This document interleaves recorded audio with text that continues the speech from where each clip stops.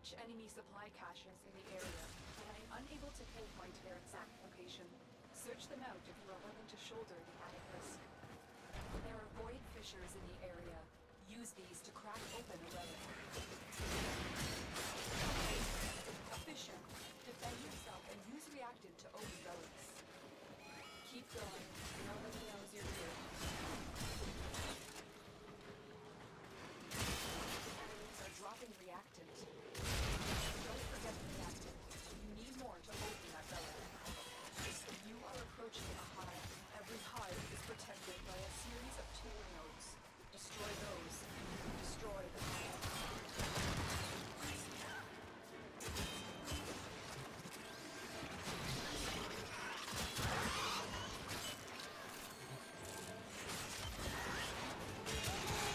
You found the first resource cache. I'm detecting 2 more faint hints. There is a hive in the area. You must destroy all the tumor nodes before you can damage the hive. Let's go on the offensive.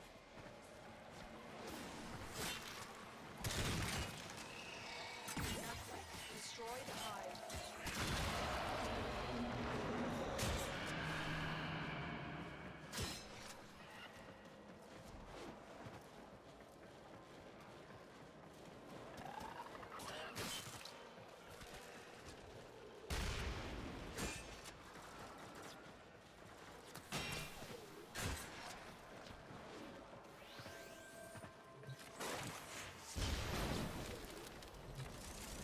A second cache. My readings indicate 1 more.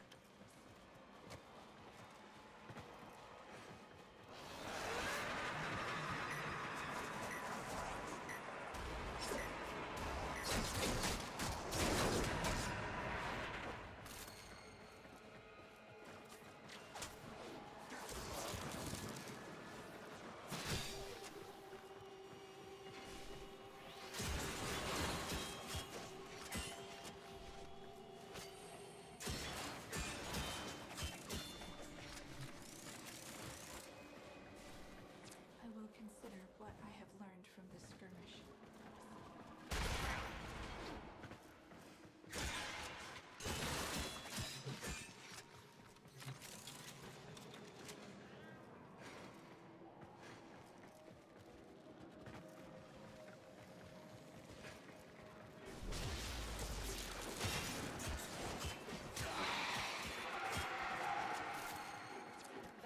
Juggernaut. They were lured out by a net of infested. Lay low and it should go away, or amp up the fight to draw it out.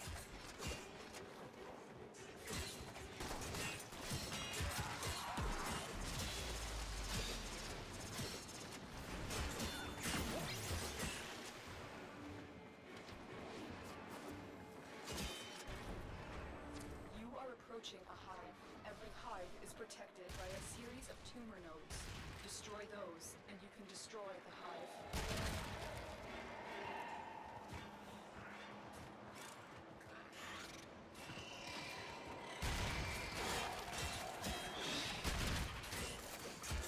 All nodes destroyed. The hive is vulnerable. The Juggernaut is moved on. It's safe to proceed.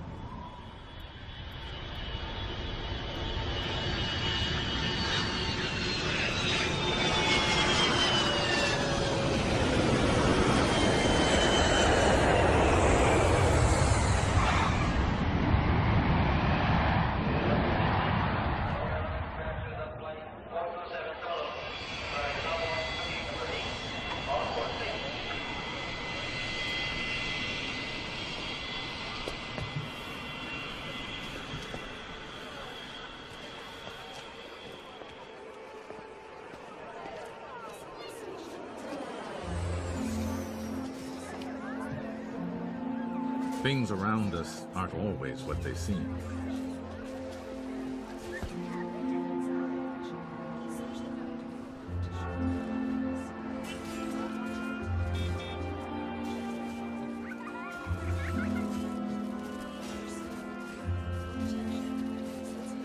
In the everyday world, we use a simple scale, ourselves, to know what's small and what's large.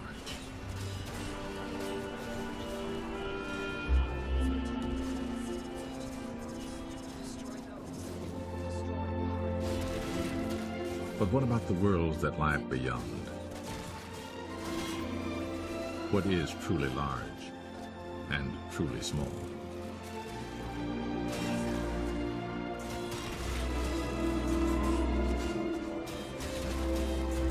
To explore, to observe, to understand the wider world we call the universe. This is one of the great human adventures.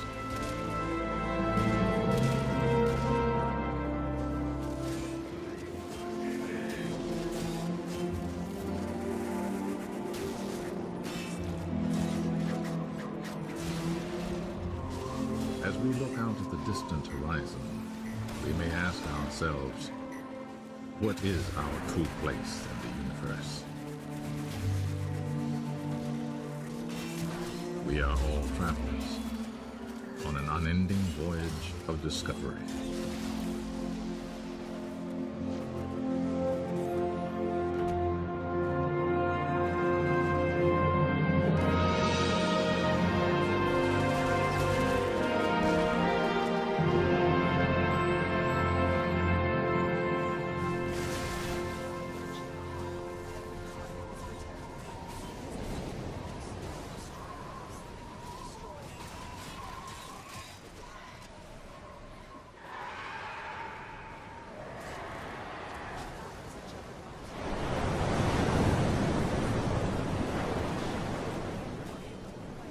More than 25 centuries ago, among the Greek islands, here at the vibrant crossroads of Africa, Asia, and Europe, philosophers began to devise rational theories about the world around them. The wondrous ways and forms of nature, they said, could be understood.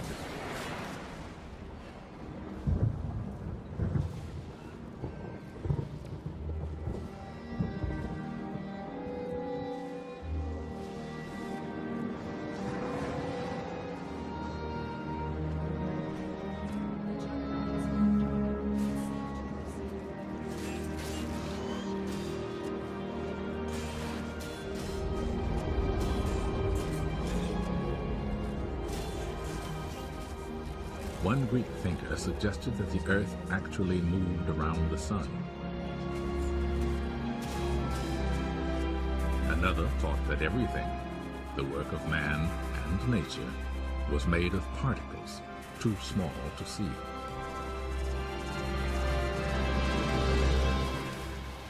Others estimated the sizes of the Earth and the Moon and the distances between them, and reasoned that both were spheres.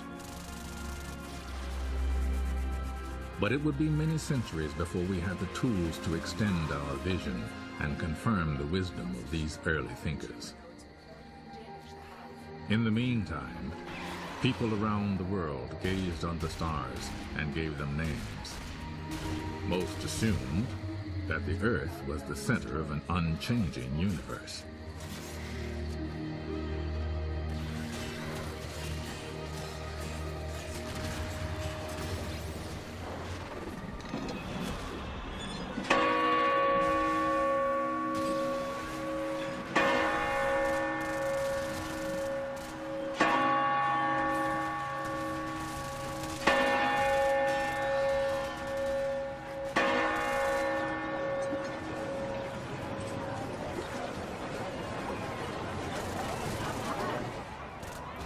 "2,000 years passed before a revolutionary breakthrough was made by a mathematics professor in the ancient maritime republic of Venice.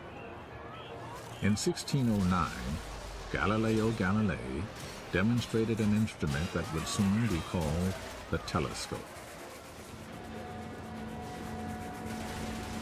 From the tallest bell towers, he showed that this device could spot approaching ships hours before their sails were visible to the naked eye.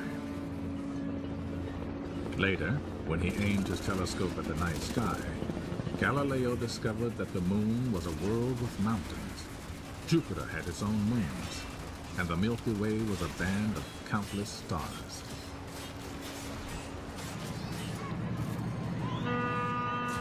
Our own cosmic voyage begins here, in the center of Galileo's Venice, St. Mark's Square.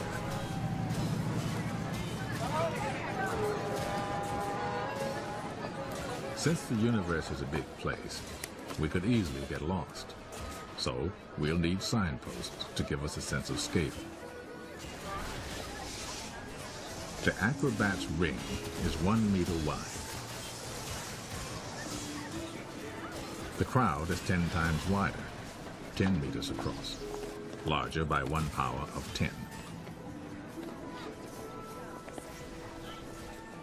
Now, with every step, every ring, we travel 10 times farther from Venice, and our view of the universe is 10 times wider.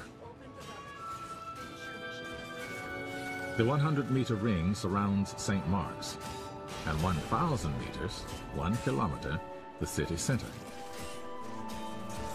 As our speed increases, 4 steps, 4 powers of 10, reveal all the islands of Venice, the Adriatic Sea, and the mainland of northern Italy.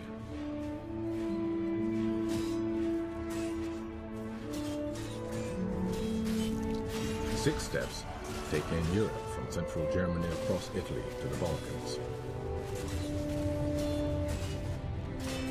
And soon we can see the entire planet, our home in space.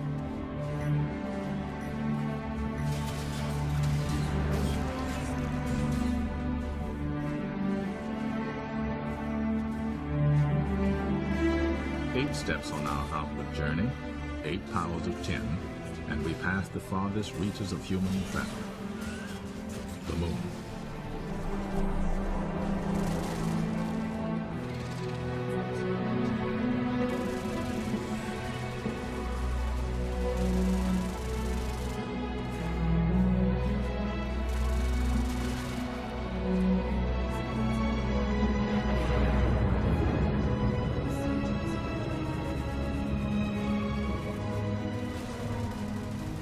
If we visualize the paths that the 9 planets take in their orbits around the sun, at 13 steps from St. Mark's Square, the entire solar system comes into view.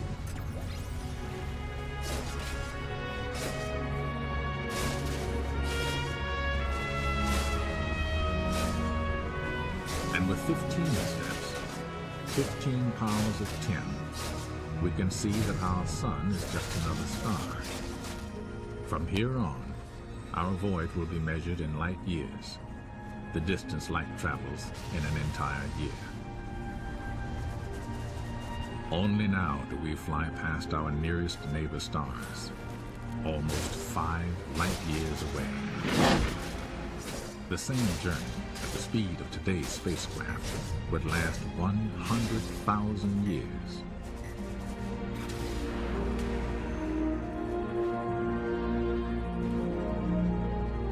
As we cross the perpetual night, our voyage takes us up and out of our sun's neighborhood, near the edge of a great pinwheel of stars.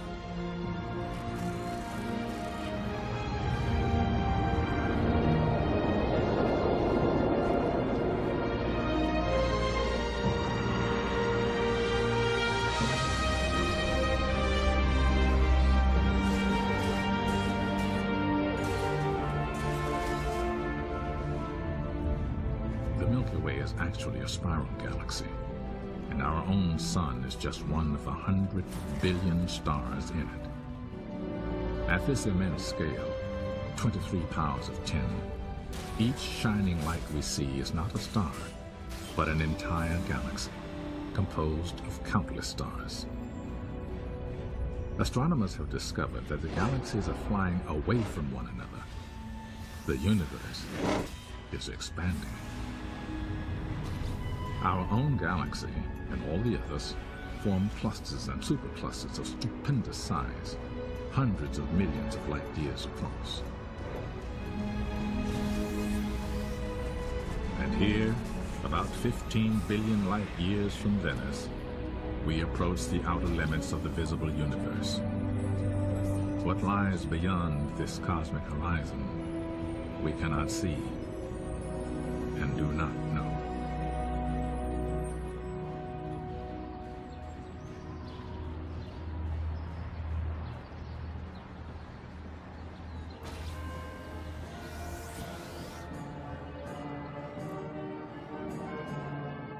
While Galileo's telescope allowed us to take an outward voyage, another innovation, here in the Dutch town of Delft, would lead us on an inward journey of discovery.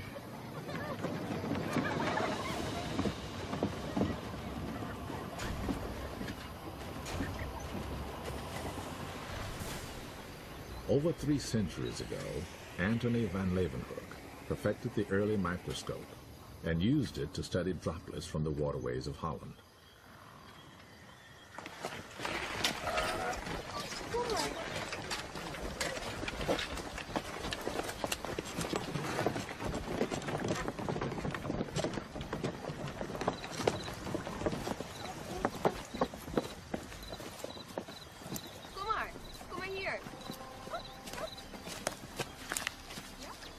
As students today make their own discoveries, imagine the moment when Van Leeuwenhoek peered through his more powerful instrument and discovered a living kingdom in a drop of water.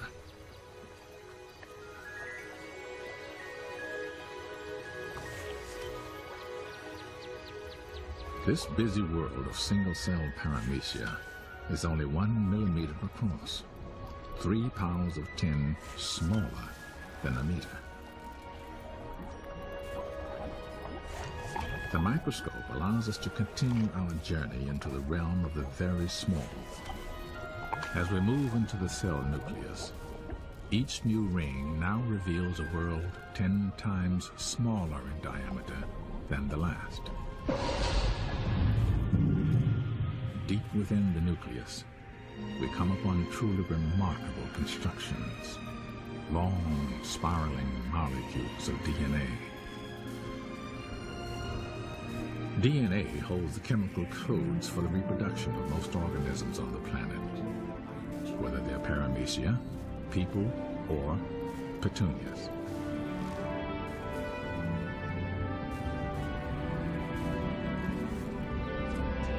Voyaging on, we see that molecules are made of even smaller parts called atoms.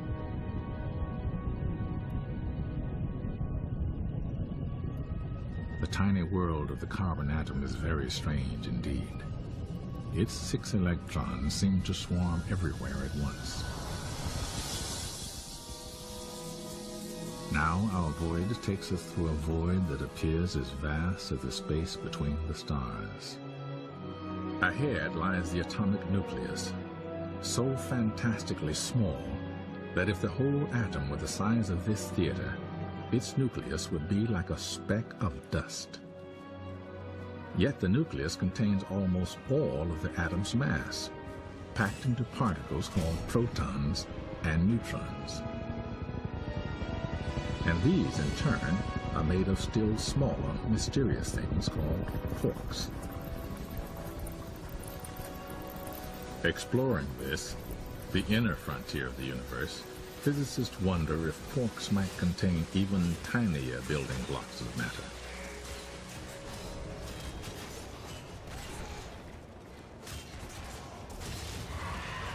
Scientists are investigating this mystery in an underground tunnel near Chicago, home of the giant Fermi-Lab particle accelerator, designed to create conditions like those that existed just after the birth of our universe.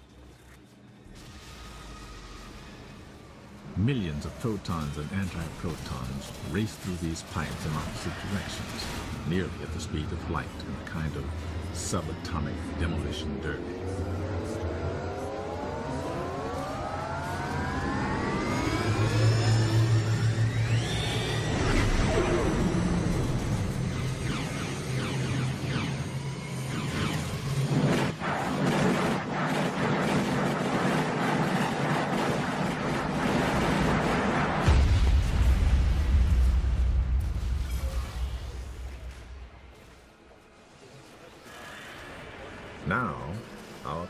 voyage enters another dimension.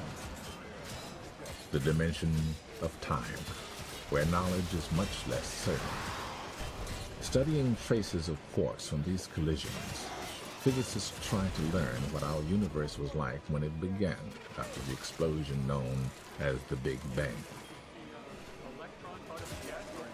One of them outlines the theory. Welcome to Fermilab. Today, astronomers see the universe expanding. Imagine running the expansion backwards. Billions of years ago, everything must have been packed together at enormous density. It seems incredible, but we think that the matter making up everything we see in the universe today, everything, the buildings, trees, people, planets, stars out to the most distant galaxies, was once crammed together into a volume smaller than this. And then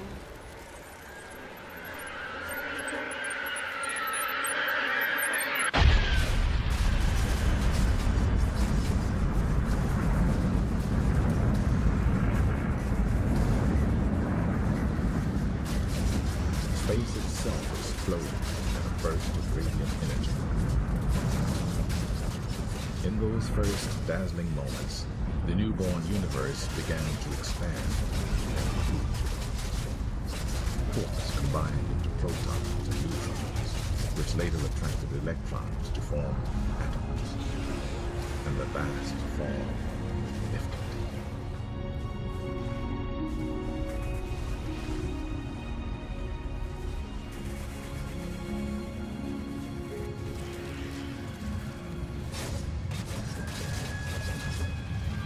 For hundreds of millions of years, the force of gravity slowly drew matter together into a gigantic web, the architecture of the cosmos.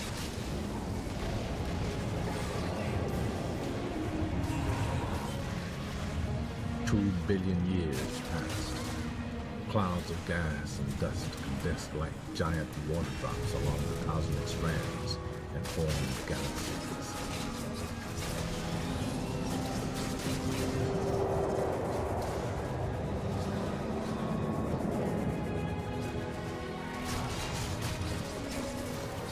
Where the great ridges of matter crossed, galaxies came together in clusters.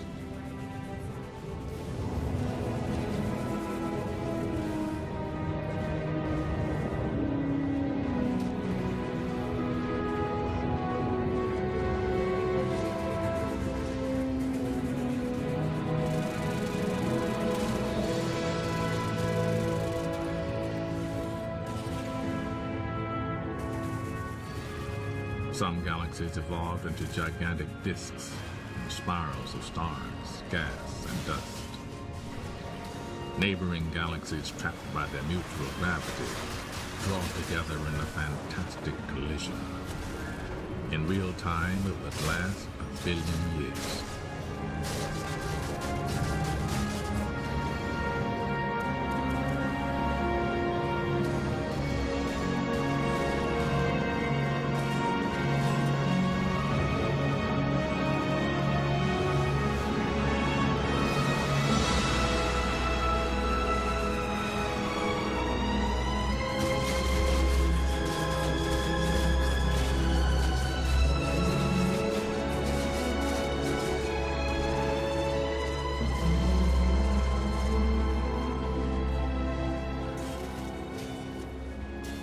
The force of gravity strips long tails of gas and stars from the huge new galaxy.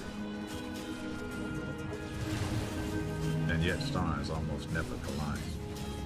So vast are the distances between them.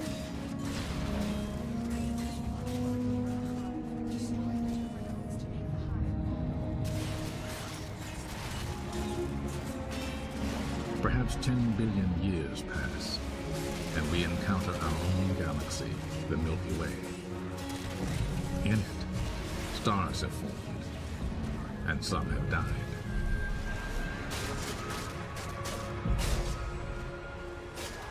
Stars are nuclear furnaces. They shine until they use up their fuel. Massive stars end explosively.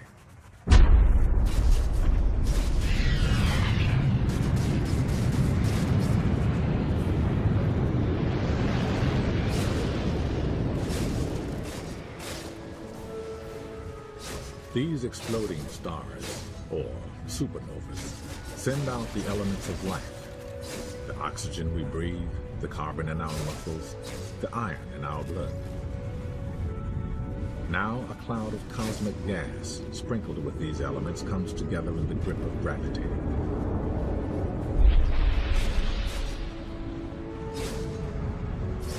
A new star, our sun, ignites. Around it, planets form.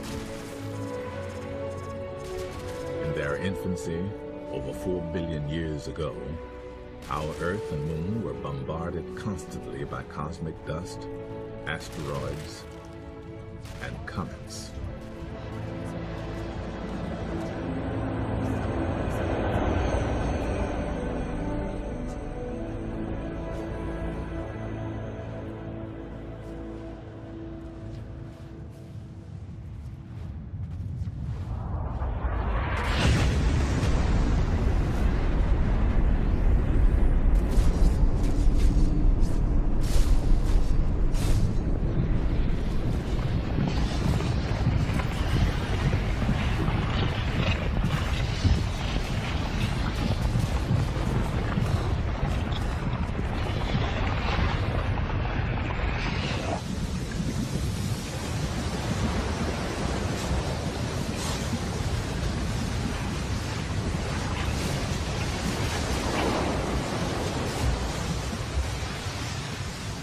With violent impacts, volcanic gases, acid rain, and potent ultraviolet radiation from the sun, the young Earth was a very hostile world.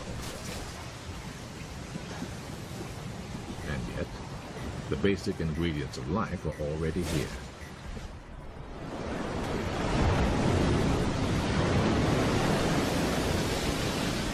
Water, carbon, and energy. Scientists speculate that molecules sheltered by the sea somehow combined, multiplied, and gave rise to life. For millions of years, Earth's only organisms were tiny bacteria. Some, called blue-green bacteria, slowly released tiny bubbles of oxygen and profoundly changed the atmosphere. Above the clouds, some of this oxygen formed a thin layer of ozone, blocking most of the sun's ultraviolet rays.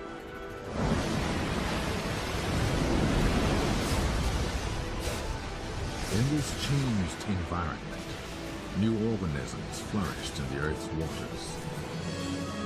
Colonies of green algae produced more oxygen.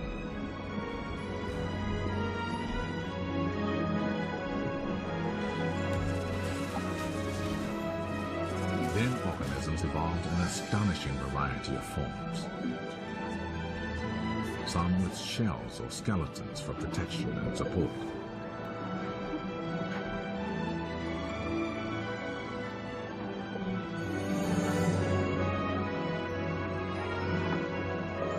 Others evolved complex life cycles, like this tiny crustacean.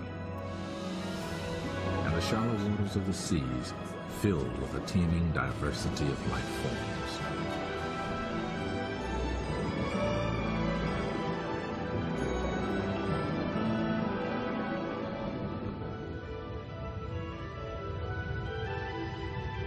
Life's next challenge was to colonize the harsh, dry land. Bacteria were first, followed by algae, plants, and animals.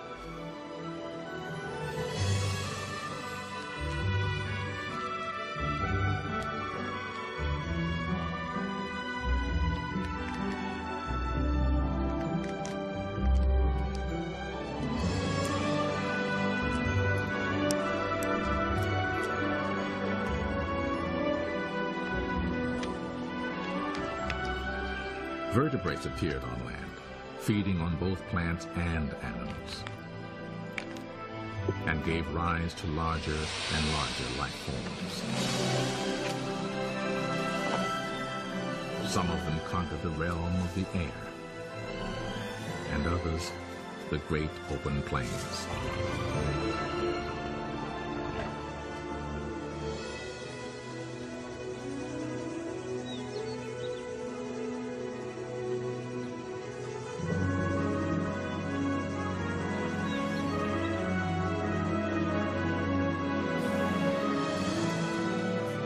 Our cosmic voyage from the Big Bang to the appearance of humans took about 15 billion years.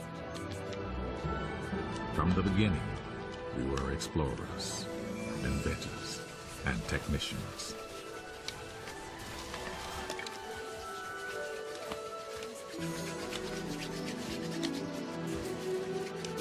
And in a few thousand years, just an instant in cosmic time, curiosity and technology would take us back toward the stars.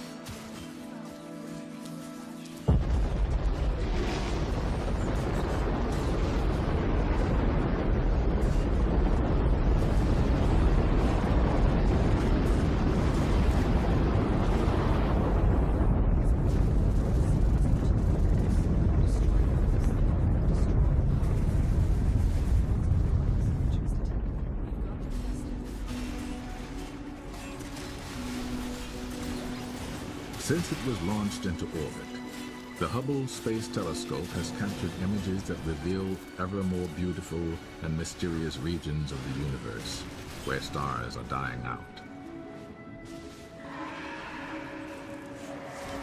And within the Eagle Nebula, strange towers of glowing gas are giving birth to new stars.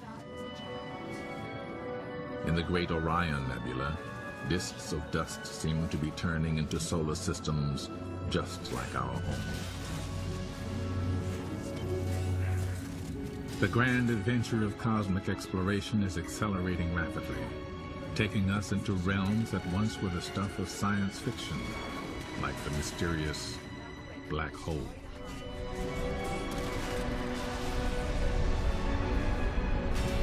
Here, a red giant star is slowly being consumed, its gases swirling into the depths of a black hole.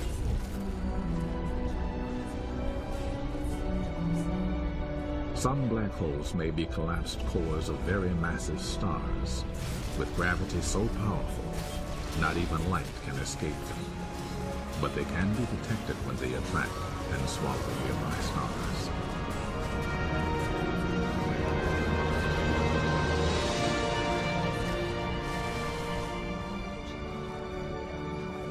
For the first time in our history, we now have strong evidence that there are planets orbiting other stars. Scientists think there could be millions of Earth-like planets in our galaxy alone.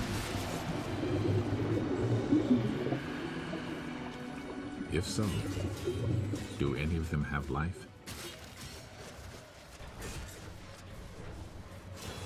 Some radio telescopes search for signals that may reveal the presence of alien civilizations.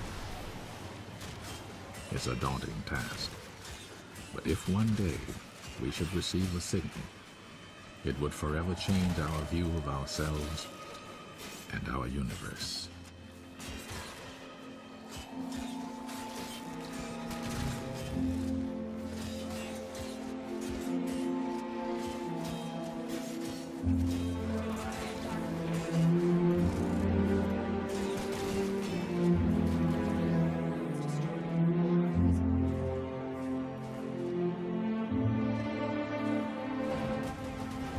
Telescopes, such as the giant Keck Observatory in Hawaii, are like time machines, capturing the faint light that has traveled towards us through all of cosmic history.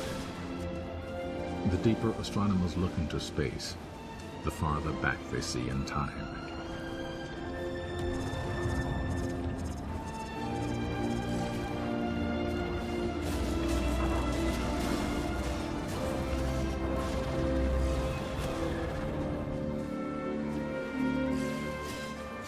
The more we learn about the universe, the more new mysteries we uncover.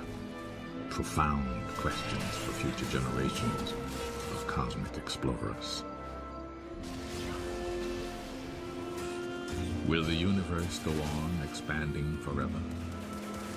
Exactly how did life arise? Would there be other universes beyond our cosmic horizon? And are there others, elsewhere in the universe, asking the same things? Even to ask such questions is ambitious. But look how far we've traveled since our ancestors took the first steps in our cosmic voyage.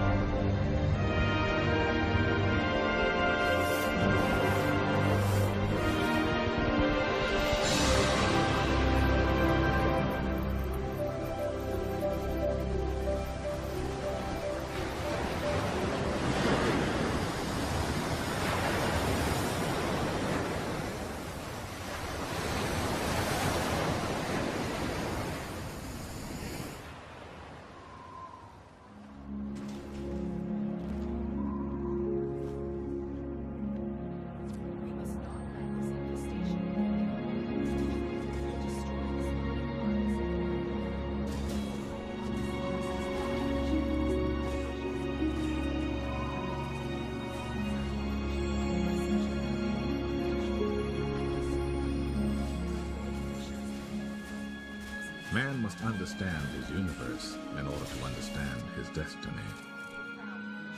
Who knows what mysteries will be solved in our lifetime, and what new riddles will become the challenge of the new generations.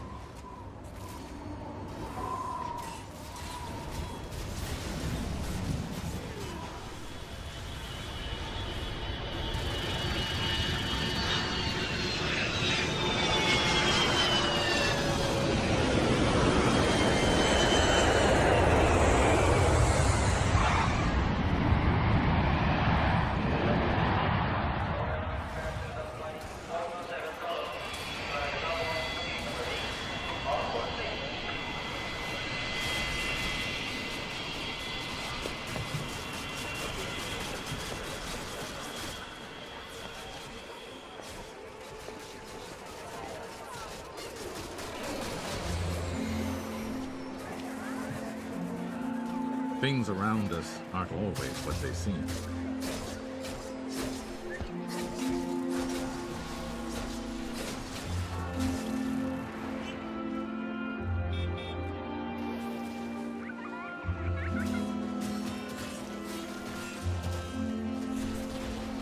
In the everyday world, we use a simple scale, ourselves, to know what's small and what's large.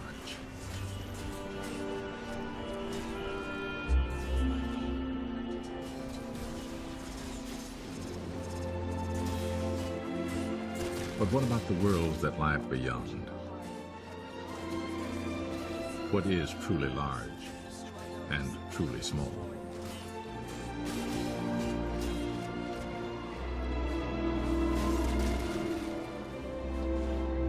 To explore, to observe, to understand the wider world we call the universe. This is one of the great human adventures.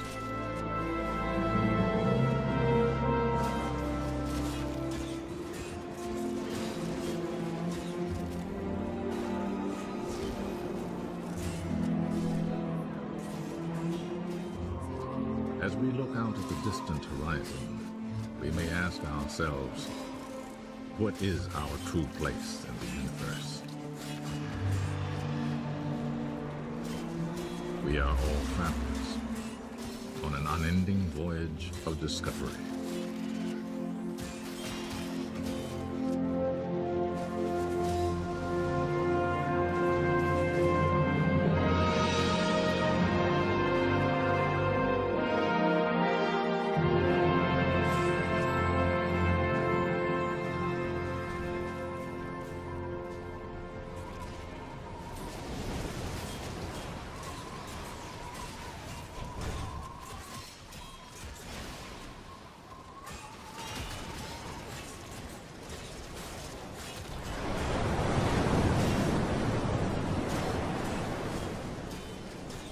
More than 25 centuries ago, among the Greek islands, here at the vibrant crossroads of Africa, Asia, and Europe, philosophers began to devise rational theories about the world around them.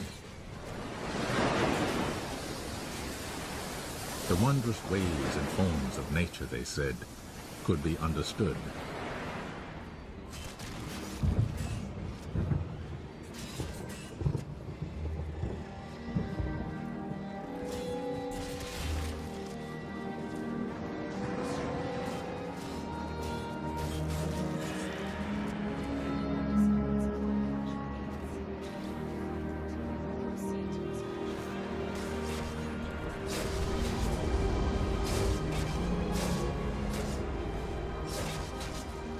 One Greek thinker suggested that the Earth actually moved around the sun. Another thought that everything, the work of man and nature, was made of particles too small to see.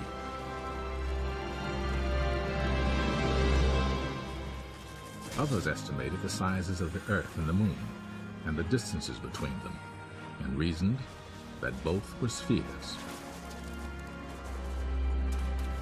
But it would be many centuries before we had the tools to extend our vision and confirm the wisdom of these early thinkers. In the meantime, people around the world gazed on the stars and gave them names. Most assumed that the Earth was the center of an unchanging universe.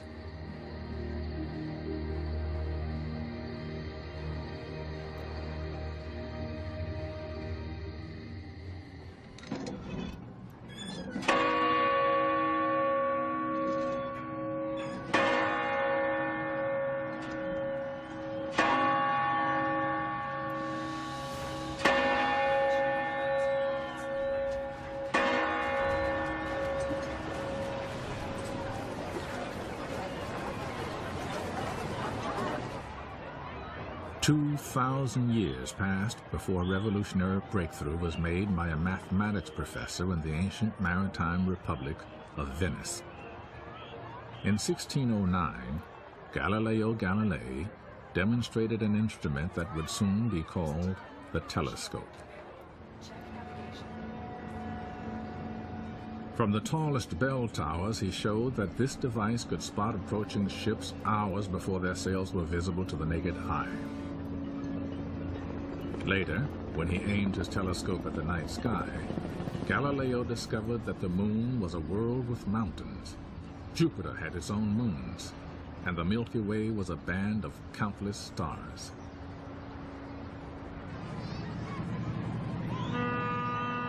Our own cosmic voyage begins here, in the center of Galileo's Venice, St. Mark's Square.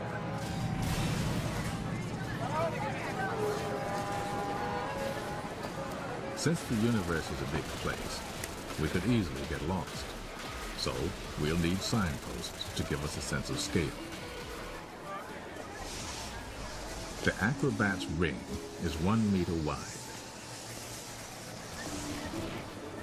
The crowd is 10 times wider, 10 meters across, larger by 1 power of 10.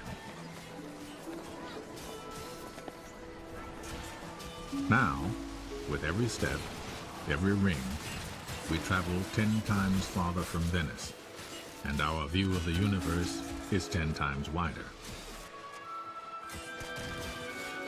The 100-meter ring surrounds St. Mark's, and 1,000 meters, 1 kilometer, the city center. As our speed increases, 4 steps, 4 powers of 10, reveal all the islands of Venice, the Adriatic Sea, and the mainland of northern Italy.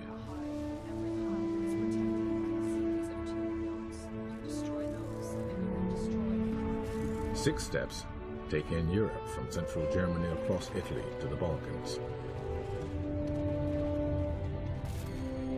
And soon we can see the entire planet, our home in space.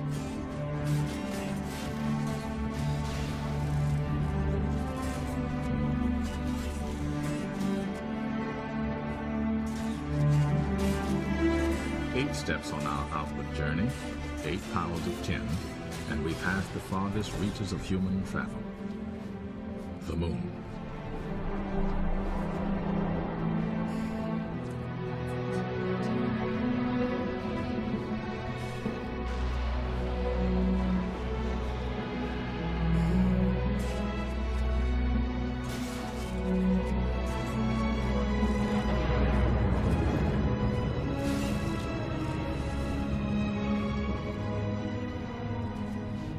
If we visualize the path that the 9 planets take in their orbits around the sun, at 13 steps from St. Mark's Square, the entire solar system comes into view.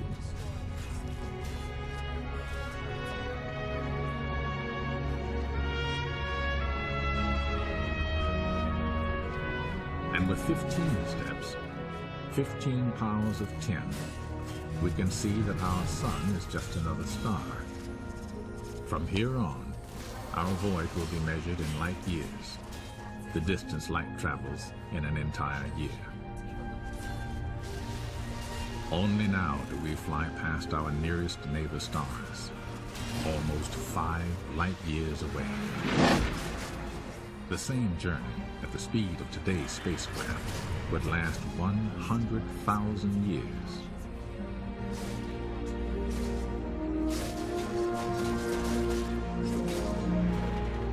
As we cross the perpetual night, our voyage takes us up and out of our sun's neighborhood, near the edge of a great pinwheel of stars.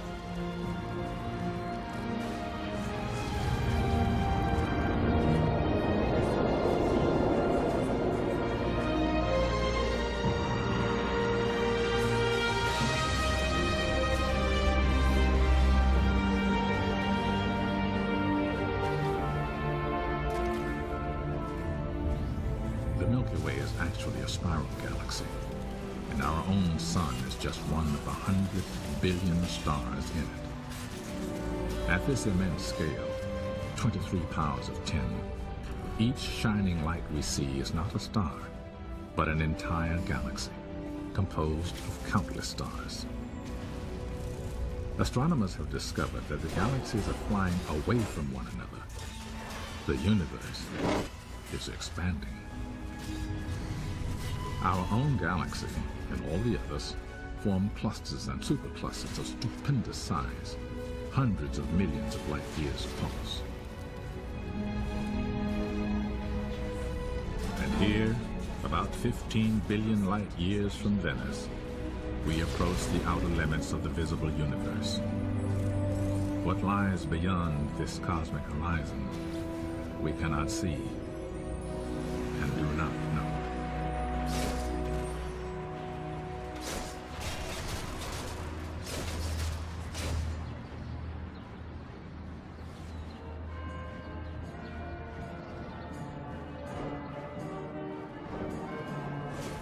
While Galileo's telescope allowed us to take an outward voyage, another innovation, here in the Dutch town of Delft, would lead us on an inward journey of discovery.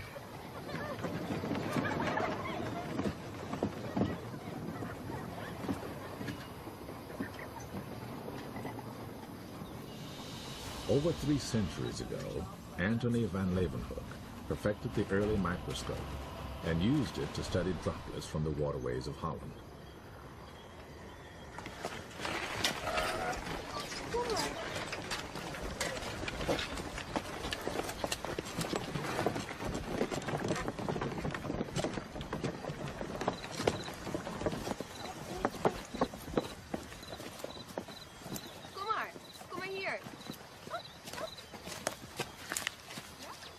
As students today make their own discoveries, imagine the moment when Van Leeuwenhoek peered through his more powerful instrument and discovered a living kingdom in a drop of water.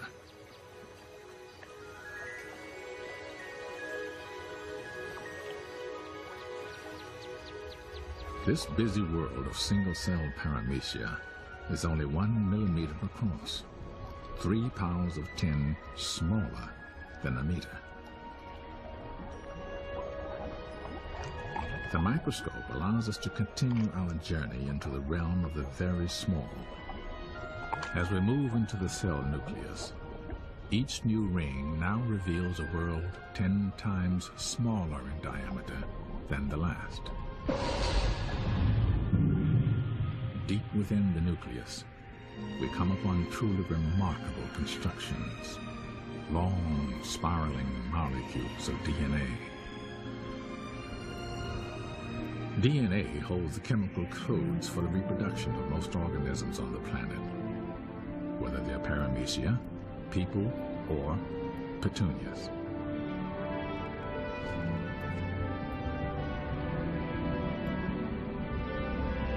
Voyaging on, we see that molecules are made of even smaller parts called atoms.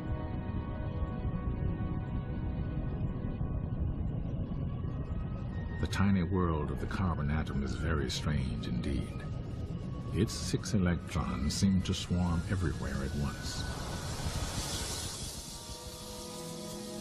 Now our voyage takes us through a void that appears as vast as the space between the stars. Ahead lies the atomic nucleus, so fantastically small that if the whole atom were the size of this theater, its nucleus would be like a speck of dust. Yet the nucleus contains almost all of the atom's mass, packed into particles called protons and neutrons. And these, in turn, are made of still smaller, mysterious things called quarks. Exploring this, the inner frontier of the universe, physicists wonder if quarks might contain even tinier building blocks of matter.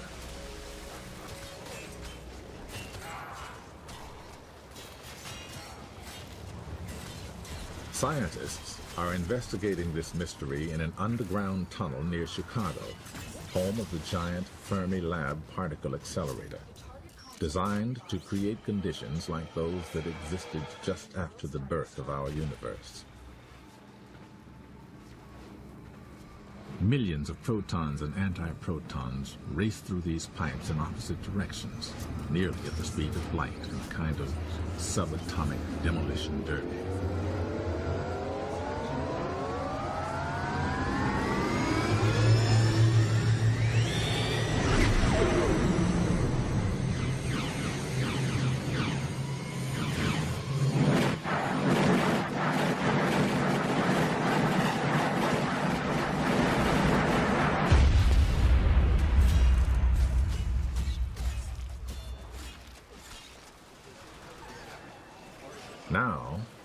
cosmic voyage enters another dimension.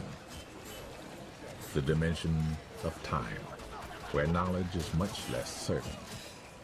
Studying traces of force from these collisions, physicists try to learn what our universe was like when it began, after the explosion known as the Big Bang.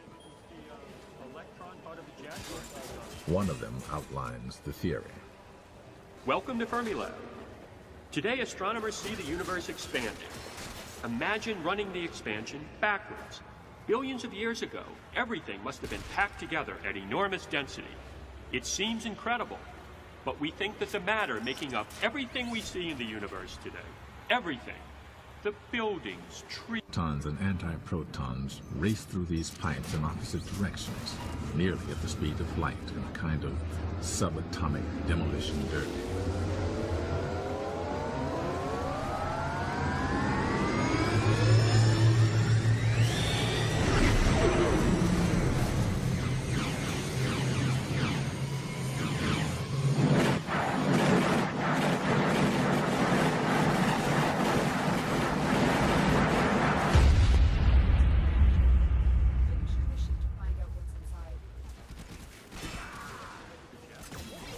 Now, our cosmic voyage enters another dimension.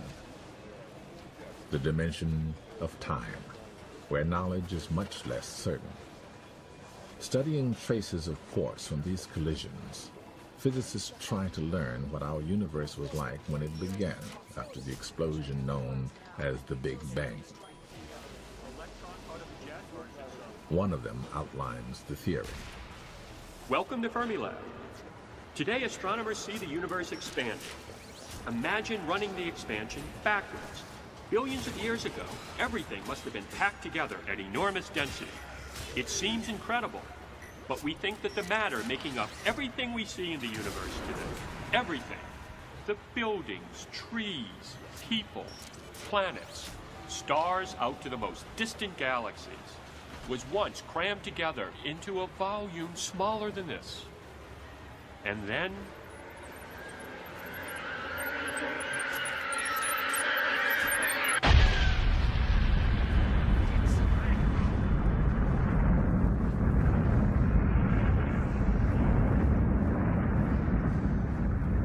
Space itself exploded in a burst of radiant energy. In those first dazzling moments, the newborn universe began to expand and cool. Quarks combined into protons and neutrons, which later attracted electrons to form atoms. And the vast fall lifted.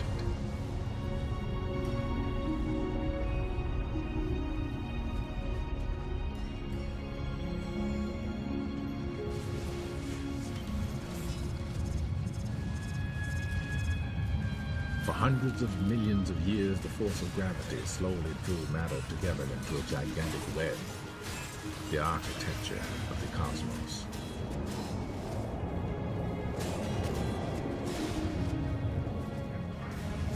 Two billion years passed. Clouds of gas and dust condensed like giant water drops along the cosmic strands and formed galaxies.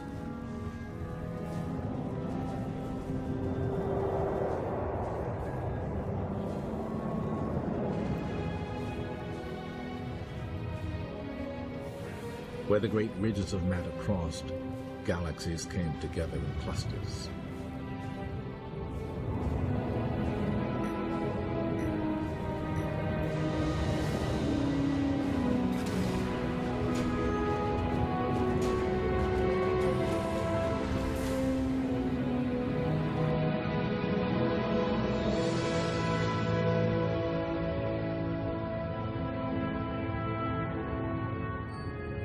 Some galaxies evolved into gigantic disks and spirals of stars, gas, and dust.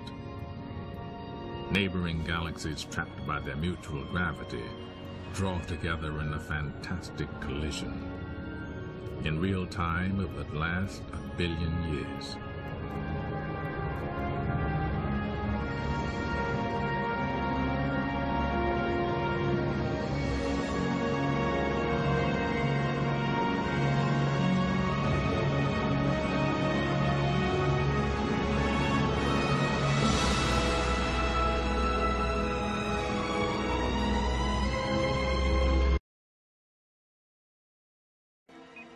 viewers of a NASA video feed from the Space Shuttle Endeavour reported seeing a disc-shaped object hovering above the shuttle's mechanical arm. Space-based UFO sightings like this have purportedly happened throughout the history of manned spaceflight. Unspecified cosmic phenomenon? Or could it suggest the possibility that huge extraterrestrial starships are cruising the Milky Way galaxy? Space travel between the stars, it's a staple of science fiction, right? You see it every night on television, you see it in the movies all the time. But could we really do it, or could any species really do it? Well, the distances between the stars are enormous, really enormous. Interstellar travel doesn't violate physics. It isn't that you can rule it out and say, there's absolutely no way they can come here. It's just that it's very, very hard. Just traveling from the Earth to Alpha Centauri, our closest neighboring star at nearly 4.5 light years, is beyond the reach of our most powerful rockets. If an advanced civilization were to visit us from a distant star system, we can pretty much rule out that they would use chemical rockets to get here. Despite the impressive pillar of fire and smoke that we see during Apollo, Saturn V, or shuttle launches, chemical rockets don't get you very far in the solar system. To give you some context for that distance, our furthest known space probe is Voyager 1, launched in 1977. It's been flying for 34 years at 38,000 miles per hour, and it's only now starting to leave our solar system. If its destination were Alpha Centauri, it would take over 56,000 years to reach even the closest star system. To engage in interstellar missions on timeframes of a human lifetime, around about 50 years, we can see that we need to increase the speed that we can travel by at least a factor of 1,000.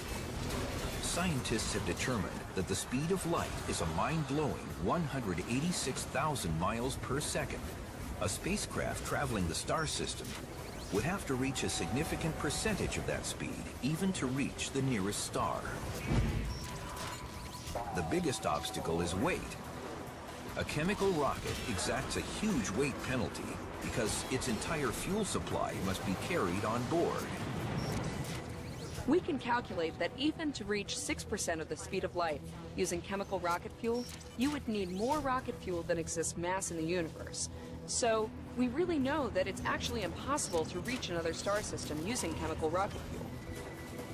If extraterrestrial visitations are even possible, their spacecraft must solve this problem. In 2011, NASA's NanoSail D became the first solar sail to orbit the Earth. The ultra-thin 100-square-foot sail uses sunlight, or photon pressure, as a source of propulsion. One of the immutable limitations of rocket propulsion is the fact that any rocket has to carry its fuel with it. A solar sail can take advantage of the naturally occurring resources, namely photons emanating from the sun, which can be used to propel that solar sail. Similarly, a hang glider can fly without any fuel or an engine just by taking advantage of the natural resources we're surrounded by, namely the atmosphere and the laws of aerodynamics.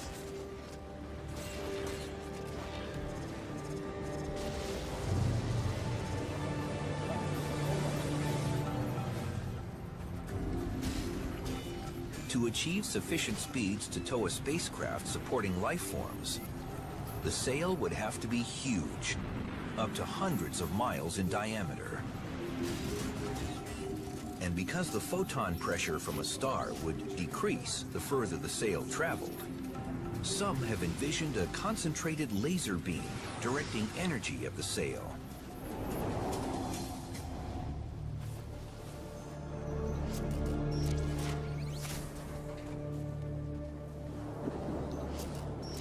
Eventually, and sadly, this hang glider and all hang gliders at some point have to land. But a solar sail riding a beam of laser energy could conceivably travel to the stars. The max speed of a solar sail? About 10% the speed of light. Travel from Earth to Alpha Centauri using laser-generated photons? About 45 years.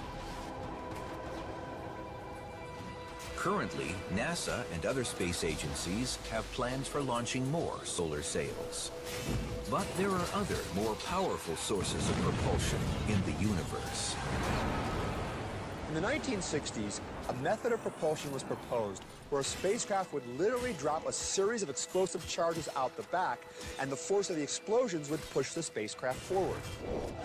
The prototype was called the Orion drive, and there were actually a series of experiments done with conventional charges to show that it would work. The Orion drive, however, was proposed to use nuclear charges. In order to simulate an Orion-style propulsion system, Paul and Jim here are rigging up a demonstration where they're going to put a small chemical charge inside this barrel, and we're going to lift this off the ground 50, 60 feet in the air. We're going to actually calculate the energy released in this explosion and compare it to a nuclear charge you might find on an actual Orion spacecraft system. Our Orion spacecraft simulator is rigged and ready to go. We're going to light off the charges inside, blow the can up into the air, and compare that with the energy released from a typical nuclear explosion that would be used on an Orion-style drive.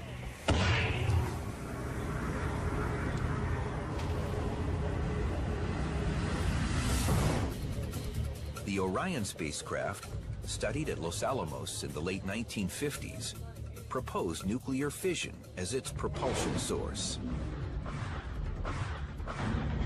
Fission energy is produced when the nucleus of an atom splits into smaller parts, producing free neutrons and protons that release tremendous gamma-ray energy.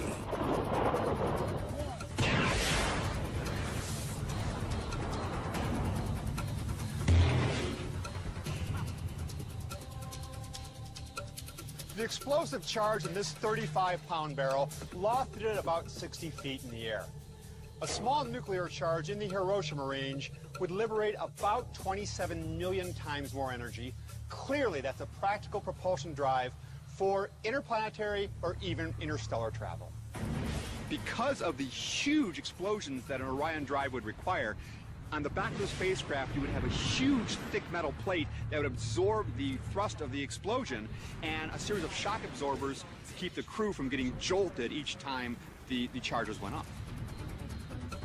The max speed of a nuclear-powered fission spacecraft? About 5% the speed of light. Travel time from Earth to Alpha Centauri? About 90 years. Despite its powerful fuel source, the fission craft is actually slower than a solar sail.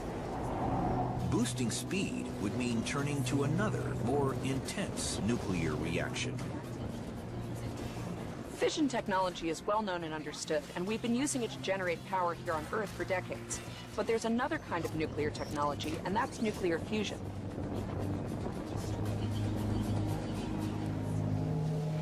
Fusion is the power source of the sun. In the core of our sun, the temperatures are so high, atoms are moving so fast that they slam into each other, creating new elements and liberating energy.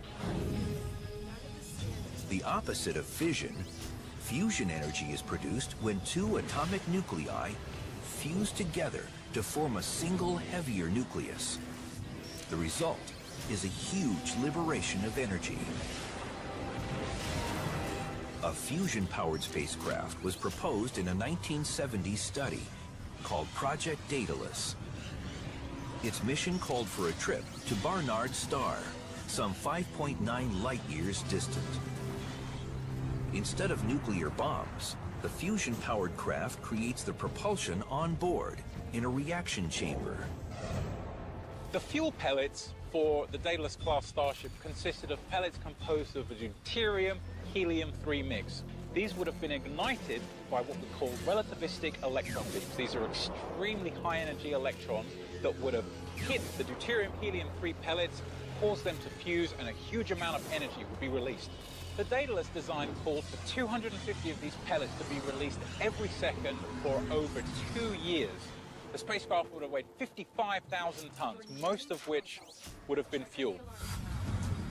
The weight penalty for such a spacecraft would be high, but an advanced civilization could eliminate the problem by mining the hydrogen fuel during its interstellar journey.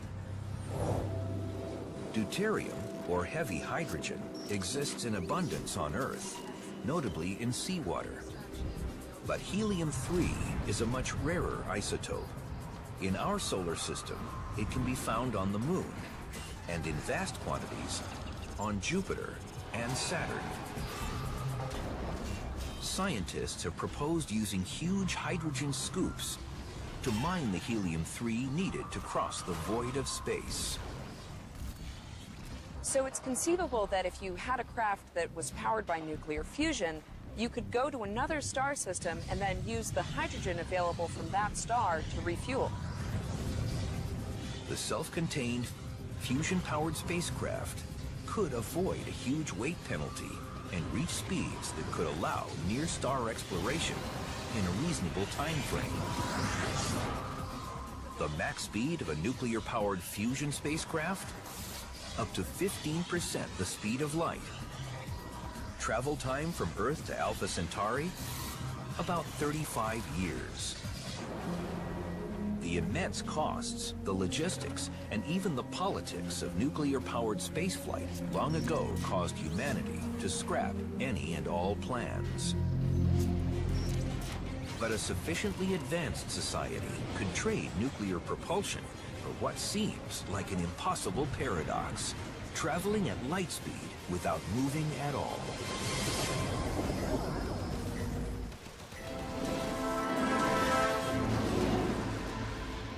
Can UFOs actually achieve the immense speeds required for interstellar travel?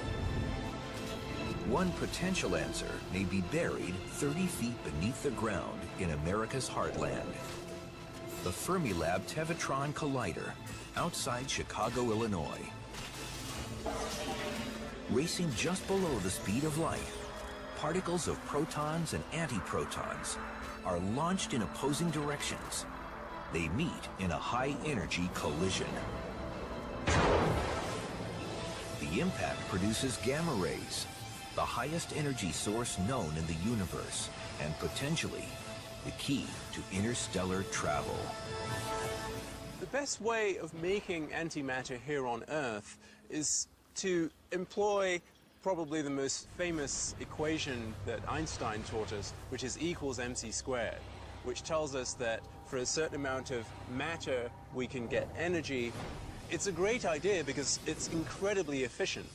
You essentially take all of the mass in those particles and convert it into energy.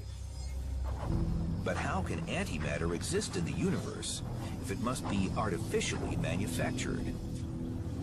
That's the question that Stephen H. from Philadelphia texted the universe. Stephen, antimatter definitely exists, and when it meets up with normal matter, it explodes in a burst of electromagnetic radiation. Now, we can make small bits of antimatter in laboratories, but we can also collect antimatter from space. Some cosmic rays, which are charged, very energetic particles coming from space, actually consist of antimatter. Currently, the Super Collider is the only practical way to produce antimatter. And right now, it's created in very small quantities.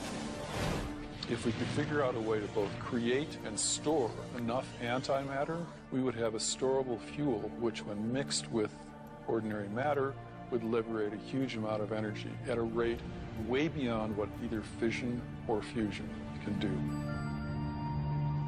Because we know antimatter exists, and we know antimatter can be created and stored, it is conceivable that an advanced civilization could create and harness the power of antimatter in sufficient quantities to create an antimatter rocket.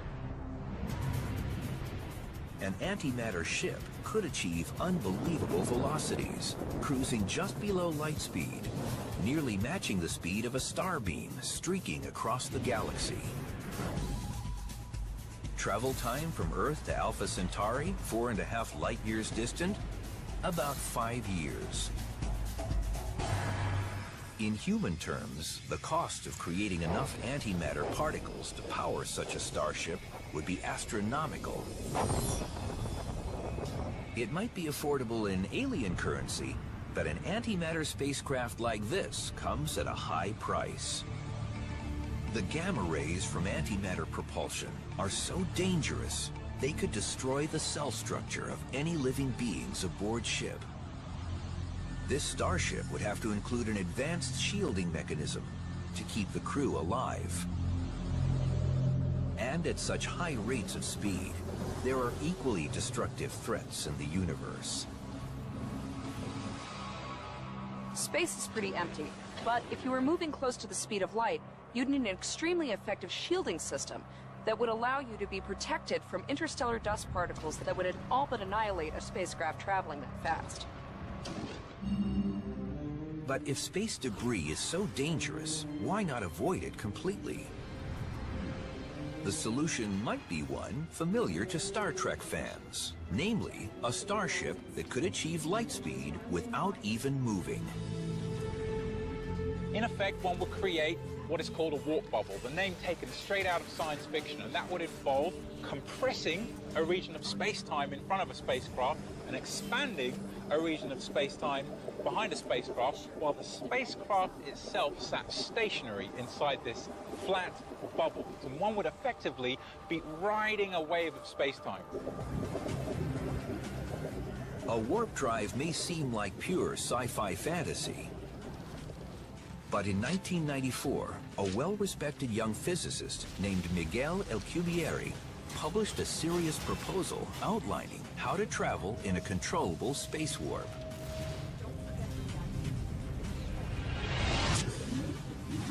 There are huge obstacles to Alcubierre's warp drive solution.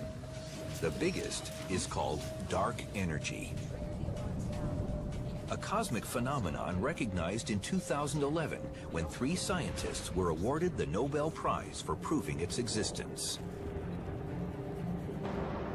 The simplest explanation that's been proposed for the phenomenon of dark energy is that there's an intrinsic property of space itself that makes it want to expand. You can actually see it by looking at receding parts of the universe and seeing that there's this extra acceleration component, but it isn't a stored energy source like solar energy or other kinds of energy. And so it's not inconceivable, it's not beyond the realms of possibility that some advanced civilization existing somewhere in the universe has learned how to harness dark energy to create an exotic form of propulsion. But there's another obstacle to a workable warp drive. The only known way to pull a spacecraft forward within a warp requires harnessing the intense energy of a black hole. This sort of simple notion is somehow to make a very concentrated bit of matter, extremely concentrated on the level which would cause a black hole. If you could generate a black hole on a small scale, so to speak, you could dangle it in front of the ship and use its space distortion to sort of drag the ship along. And exactly how fast could a warp drive tow an extraterrestrial spacecraft? The clear implication of Alcubierre's work was that it should be possible, if you can make this design of a warp drive, to achieve speeds almost any multiple of the speed of light. Travel time from Earth to Alpha Centauri aboard a lightspeed craft powered by a space warp? About 4.5 years, or less, as long as everyone on board doesn't incinerate. One problem with the Alcubierre drive is within that warp bubble, temperatures would rise to far hotter than the core of our sun. That's hot. Just one more small problem to solve for the chance to reach planet Earth. But what if such an alien spacecraft were to arrive in Earth's atmosphere, riding in a warp bubble towed by a black hole? It might not be the first mass witness UFO sighting, but it would certainly be the last.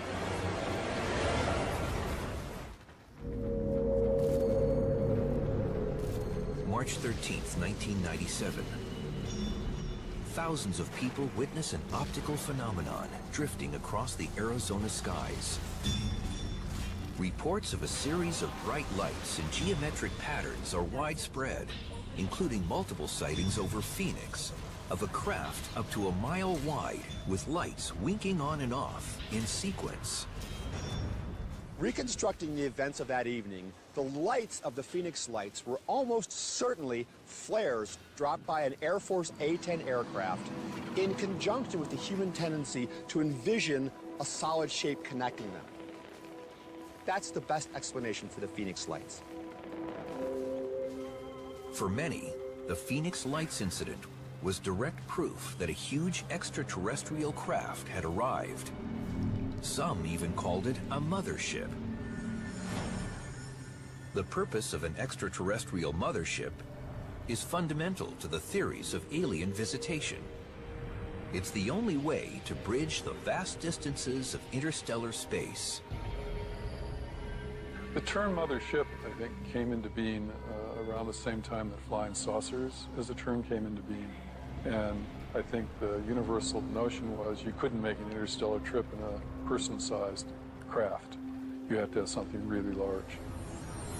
An apt earthly analogy of a mothership is that of an aircraft carrier.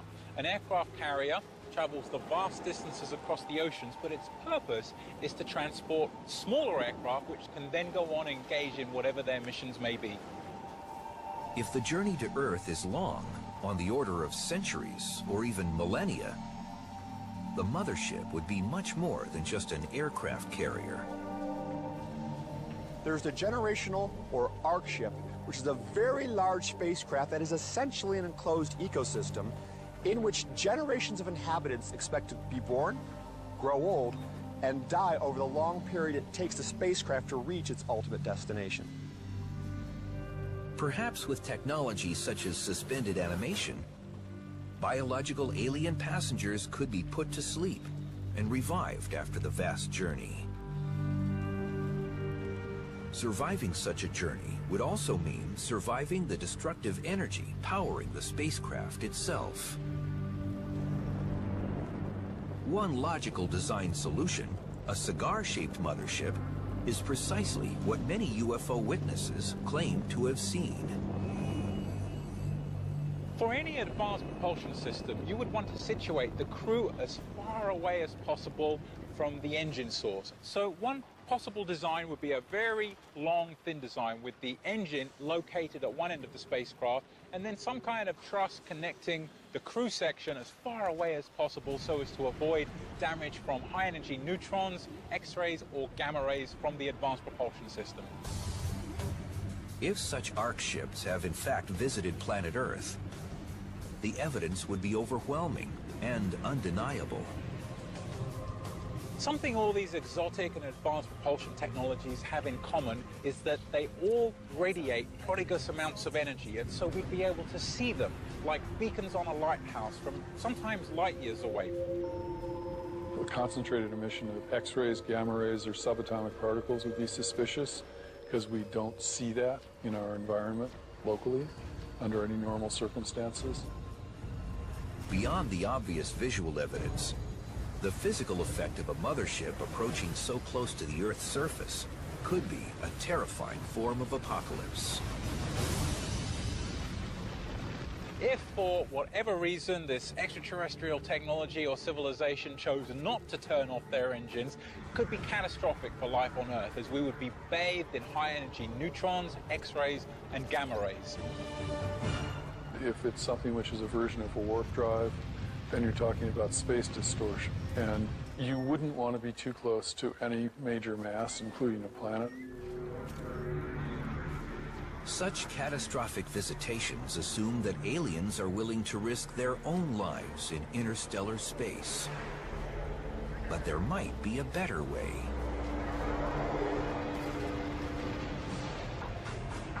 They could stay at home and explore the cosmos using a race of thinking machines.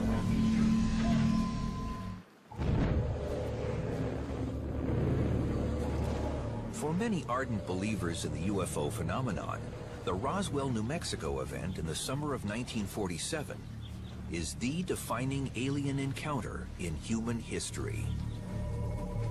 In popular culture, the most lasting detail from the purported crash came from the descriptions of extraterrestrial bodies found at the scene.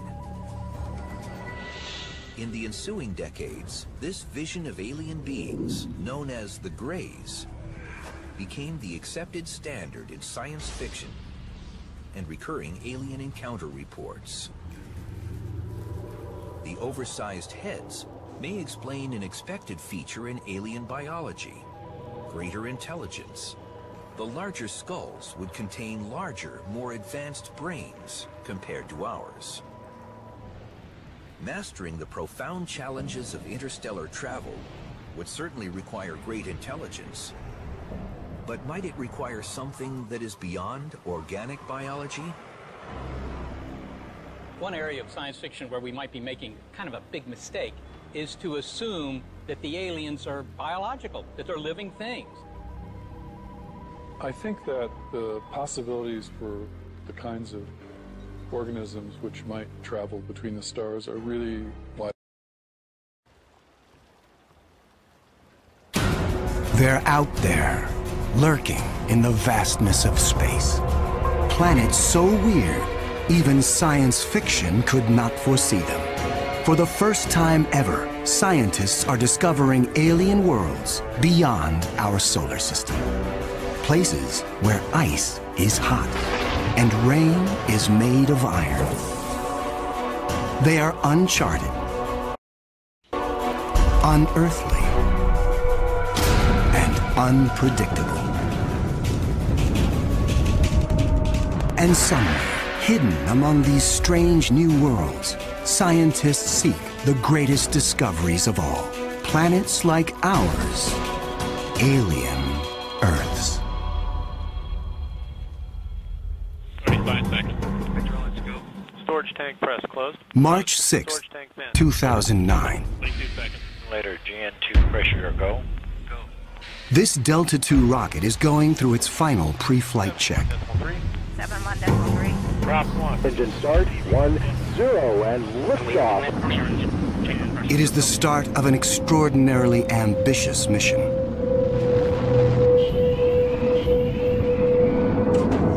The Kepler Space Observatory is hunting for planets like Earth within a region of 100,000 stars.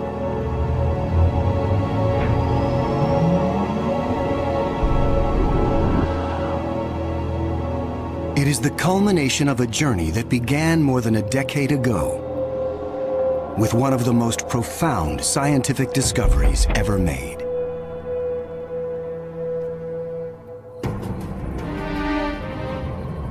In 1995. Swiss astronomer Michel Mayor and his team make a routine observation of stars in the constellation Pegasus, located 50 light-years away. But the instruments show something strange. One star is violently lurching and wobbling. What we discovered, it's one of these stars have a velocity changing with time. What is powerful enough to disturb a star the size of our sun? Mayor offers a radical answer: a planet. But no one has ever seen a planet around another sun-like star.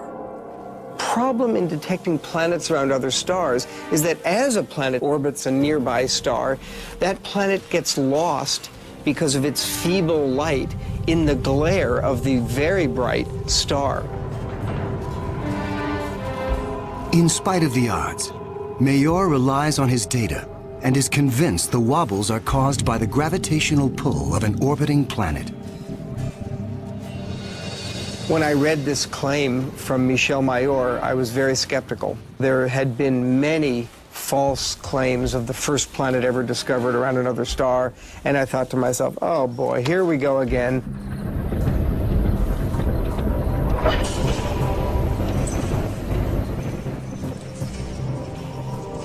So I decided to observe the star on 4 consecutive nights. And stunningly, the star was shown to wobble exactly as Michel Mayor had said. Michel Mayor and his teammate Didier Queloz announce their discovery. It rocks the scientific community. Very good. found for the first time reproducible, confirmable evidence of the existence of a planet around a sun-like star.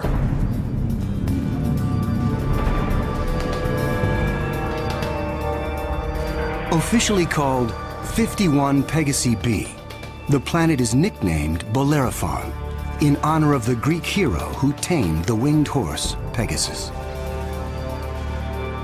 It is a planet that breaks all the rules. Bellerophon roasts in the blazing starlight at temperatures of roughly 1,800 degrees Fahrenheit.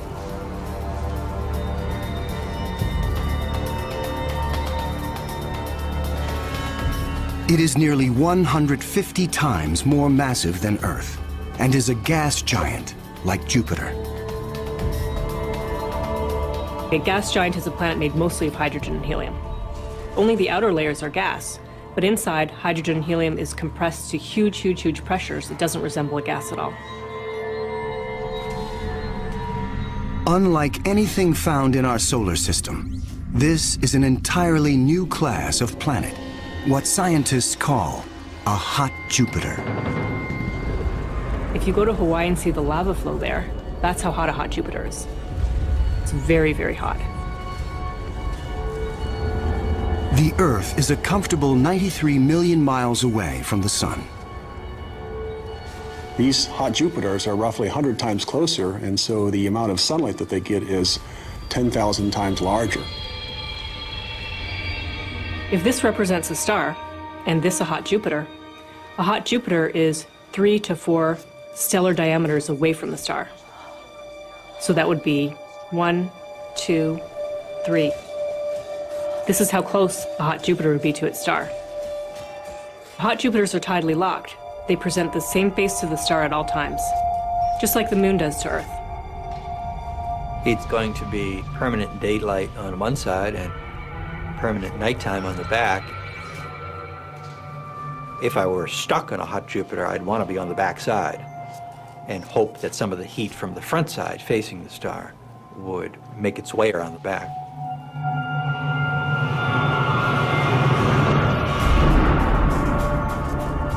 The variations in temperature make Bellerophon's atmosphere extremely windy. The wind howls at thousands of miles per hour, far beyond anything we could ever withstand. The heat blast guarantees water vapor cannot exist. But that doesn't mean there is no rain. It's far too hot for water liquid clouds to form here. But instead, these clouds would be made out of iron. Iron vapor can exist at temperatures much higher than water. And because of that, things could get a little messy.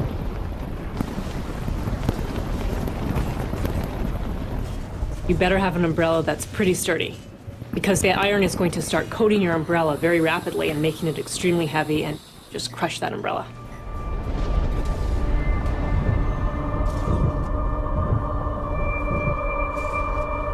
The sky overhead is filled with dancing curtains of color. Charged particles from the nearby star make auroras far more extreme than the northern lights on Earth. There is something even more unique about this newly discovered world. Bellerophon orbits its sun in a blistering 4.2 days. No self-respecting planet goes around a star in 4.2 days. None of the planets in our solar system take such a short amount of time. For scientists, the tiny orbit challenges long-held notions of how planets form. The fact that the planet was orbiting every 4 days was a total puzzle until one night in the middle of the night I woke up and said, well, this must be proof that planets migrate inwards. They don't stay put where they are. The key to the puzzle is found in how planets are made. Planets are a byproduct of star formation. When stars form, they have a disk of dust and debris around them, and out of that debris, planets form. Much of what we know comes from Hubble's Space Telescope, as it aims at regions like the Eagle Nebula. This interstellar cloud is studded with collapsing disks of dust and gas. A giant clump grows in the center of each disk. Temperatures reach a searing 18 million degrees. The same nuclear fusion that powers our sun is unleashed.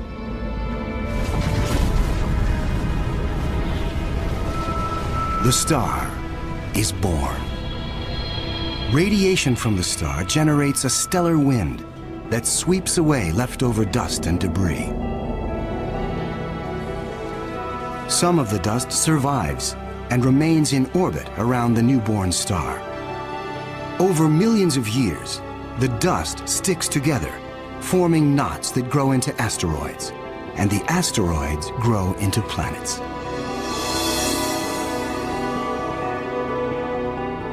These planets migrate through the disk until they find a stable orbit.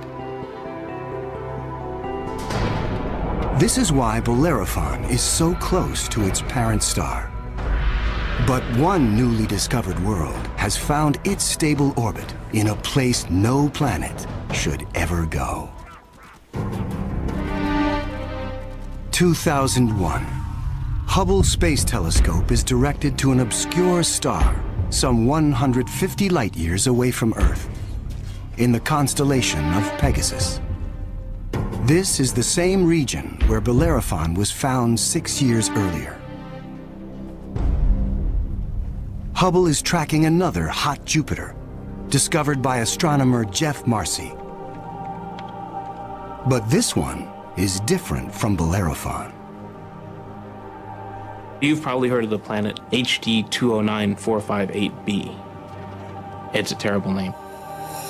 A terrible name for a terrible place. HD 209458b has been dubbed by some as Osiris, after the Egyptian god of the dead.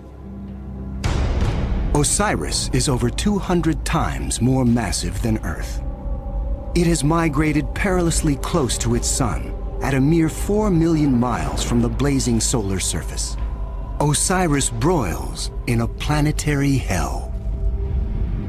The average daily temperature on Osiris is over 2,000 degrees.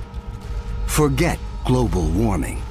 This is global frying, and it causes Osiris to lose an estimated 550,000 tons of air every second. There's a leak of gas, a steady stream of hydrogen and helium, and that's making a big, huge cloud all around the planet. Its atmosphere is bleeding into space. Scientists speculate that a colossal trail of gas spirals behind the planet for thousands of miles. Osiris presents an unprecedented opportunity for astronomers. Using Hubble, they analyze the alien planet's bloated atmosphere. This is the absolutely first time where we could tell what is the composition of the atmosphere of an extrasolar planet.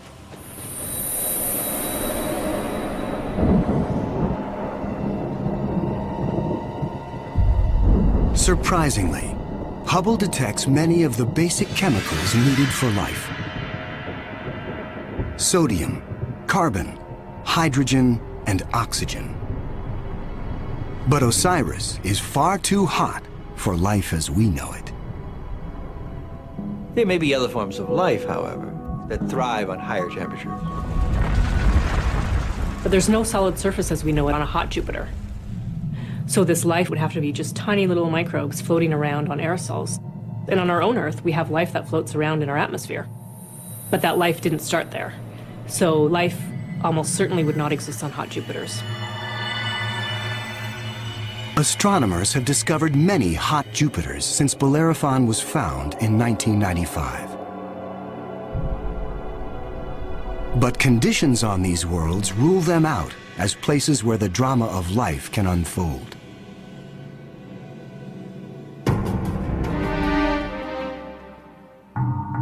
One of these gas giants is a planet that teases the rules of evolution.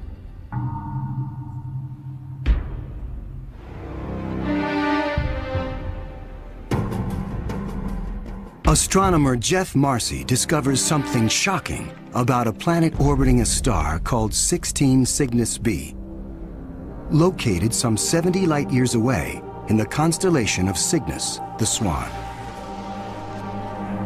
The planet was clearly in an elongated orbit, bringing the planet close to and then far from the host star.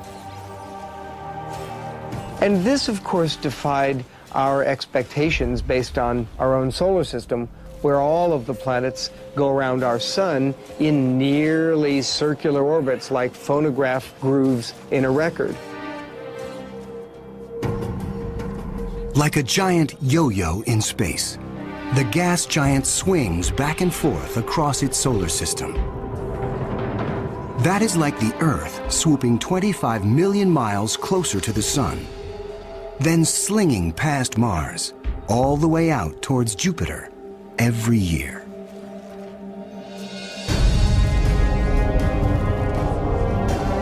And like all of the gas giants in our solar system, this yo-yo planet might have an entourage of moons.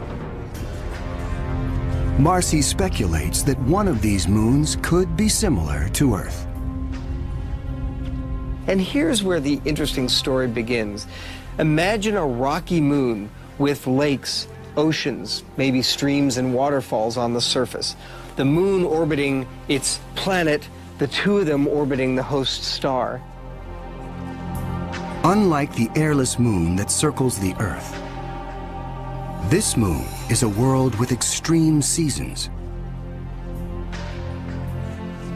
On Earth, the seasons are caused by the tilt of our planet. Here, they are caused by the elongated orbit. These poor planets that are in these elongated elliptical orbits suffer terrible changes in their climate throughout a year. As they make their closest approach, the yo-yo planet and its moon are blowtorched by the star. Summer begins. The atmosphere on the Earth-like moon is savaged with raging storms. Category 5 hurricanes on Earth are tiny eddies compared to the monster vortexes that form here.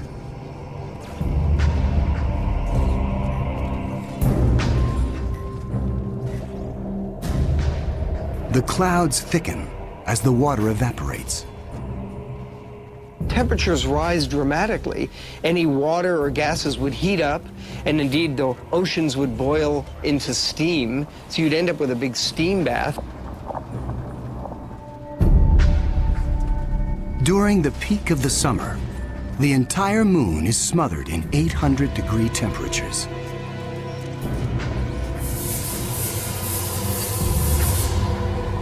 This is the closest approach to the star.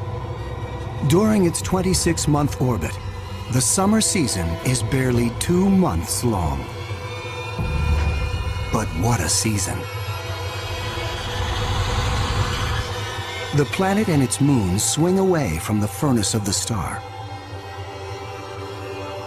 Temperatures fall to ranges we would find temperate and comfortable.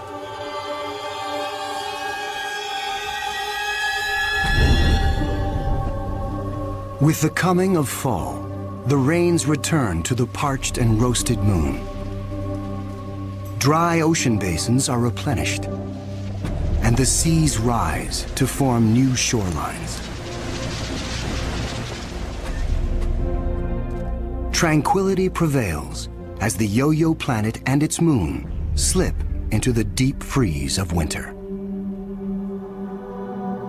Now, over 200 million miles from the star, the daytime sky is dark. Temperatures hover around 260 degrees below. Winters are long, lasting 17 months. With the coming of spring, the sun looms large in the skies over this hapless moon as the ice cracks and melts violently. Huge icebergs calve into a stormy and fast-rising ocean.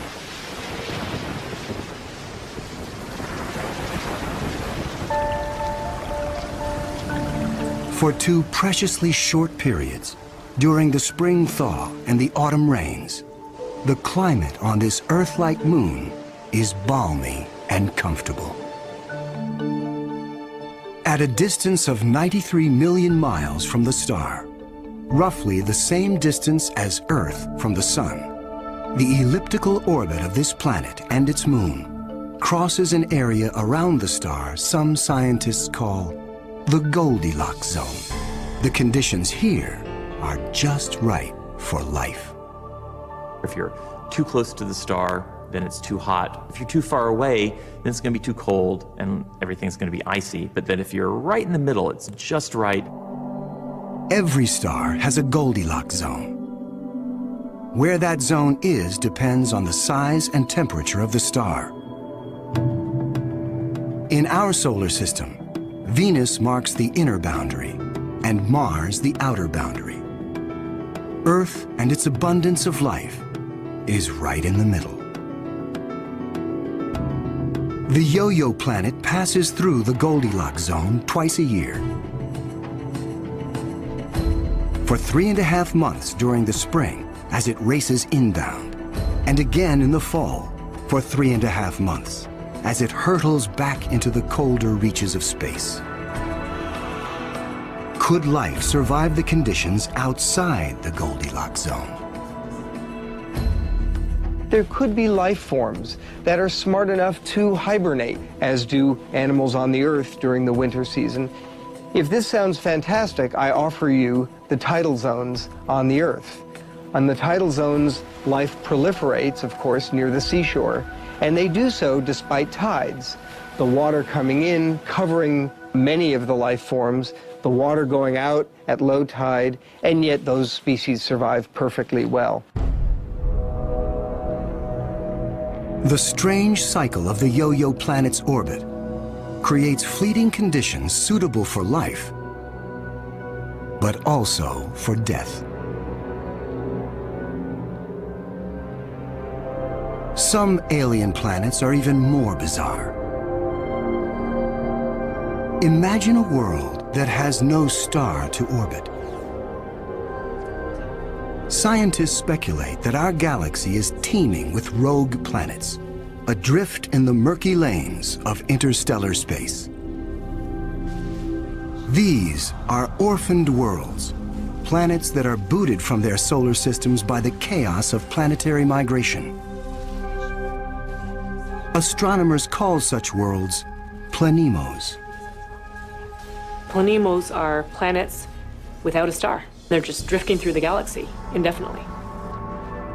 What massive force would it take to kick a planet out of the solar system? When a young star forms with a contingent of planets around it, many of those planets gravitationally interact with each other.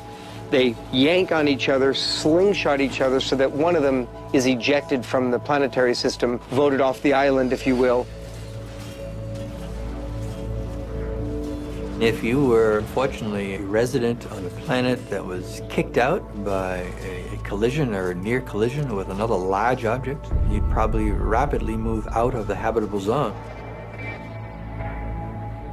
There are hundreds of billions of these lost, wayward, poor, wandering planets out in our Milky Way galaxy with no parent star to warm them up. Cold, dark, quiet. Because planemos have no sun, they are worlds without days or years. They keep vigil through an eternal night. Planemos are solitary wanderers, sentinels of the galaxy. Just because it's out there drifting in space doesn't mean a planemo is dead. If the planemo is a rocky world, it could well have life on it. A small rocky planemo without an atmosphere will slumber in extreme cold, far colder than the coldest winter day on our own South Pole. But a planemo large enough to retain an atmosphere traps the heat generated when the planet was first formed. It is the ultimate greenhouse effect. The heat and energy comes from the molten core deep inside the lonely planet. If the planemo is a gas giant like Jupiter, it may have a system of moons. The gravitational pull between the planemo and its moons creates friction, causing the interior of the moons to stay warm. These moons could also have life on them, in the same way that Jupiter's moon Io has volcanoes and has a lot of heat energy being generated by interactions with Jupiter and the other moons. If anything lives here, it will be single cells, like common bacteria found on Earth. Not complex life forms. Without a sun to provide photosynthesis, these tiny organisms derive their energy from the chemistry in the soil of the planemo, or its moon.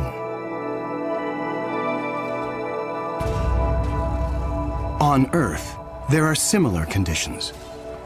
Colonies of bacteria are found deep within mine shafts in South Africa. They have no access to oxygen nor light, and survive entirely on the chemicals they make from the surrounding dirt. Their metabolisms are extremely slow, and they reproduce only once every 1,000 years. If life dwells on a sunless planemo, it could be organisms like them, marooned when their planet was young. While planemos slumber undisturbed, there are worse places to be in the universe. Like in the company of this lethal pulsar, some 980 light years from Earth, in the constellation of Virgo. From afar, a pulsar looks like a blinking light, but up close, pulsars machine gun their surroundings with deadly radiation. They are no place for planets. Yet something interferes with the precision of this pulsar. One explanation is that the anomaly is caused by a planet. But many astronomers are skeptical that planets orbiting a pulsar can exist.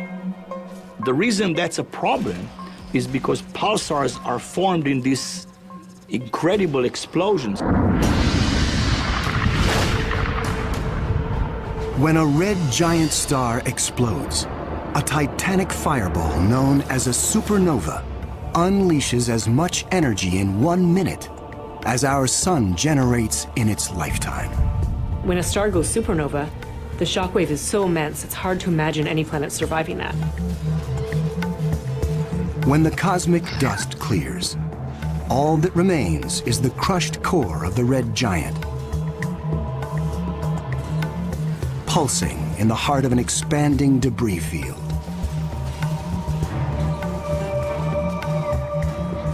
Matter blasted from the colossal explosion falls back to the pulsar and forms a disk. Within this chaos, a new world arises, born of fire and destruction, a planetary zombie raised from the carcass of the former red giant star. It's amazing that planets could form in that environment. A planet orbiting a pulsar will give you the feeling of being in a disco bar with a very strong strobe light, which is the pulsar. Radiation from this stellar beast breaks down the organic molecules needed for life. The pulsar has these very strong magnetic fields that are being spun around as the star is rotating quickly, and it's picking up any material, electrons, protons, and speeding them up and slinging them out at high speed. So it's like a solar wind with a vengeance. I can't imagine that there would be much of an opportunity for even simple life, microbial life, to emerge and to flourish on a planet around a pulsar.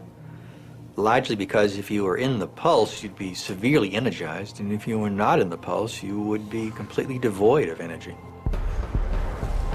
The discovery of pulsar planets shows how new worlds can form in the wake of a star's destruction. No matter where a planet arises, the process of its birth is fraught with danger. Sometimes, the violence is so great, the end of the world comes before the beginning. 2007. Astronomers using the giant Gemini North telescope make a strange discovery in the Pleiades cluster some 400 light-years from Earth. A star known only by its catalog number, HD 23514, is surrounded by a giant donut-shaped cloud of dust and gas. The star in the middle of the donut shape is about 100 million years old. A cosmic toddler in astronomical terms. Our sun is 45 times older.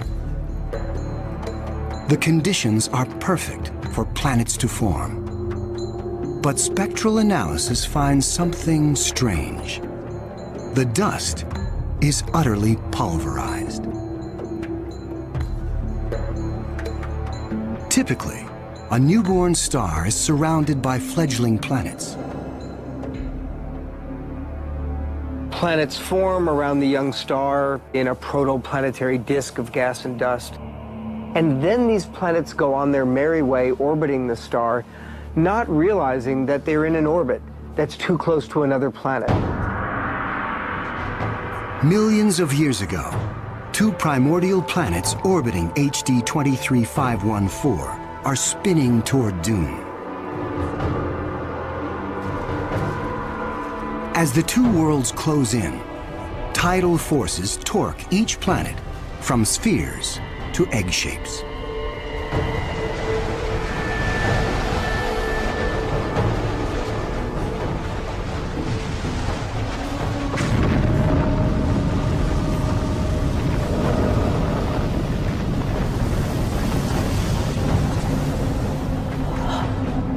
Nothing remains. The two worlds are annihilated, creating the dust and debris seen around star HD 23514. 4 billion years ago, a similar apocalypse came to Earth. A Mars-sized planet forms in roughly the same orbit as the newborn Earth. Like the planets at HD 23514, Earth and this Mars-sized body are barreling toward each other. If you happen to be unlucky enough to be standing on a growing planet when the process was still becoming the Earth, you might wake up one morning and notice that the sky was getting darker and darker as a Mars-sized body was coming at you within a period of less than an hour.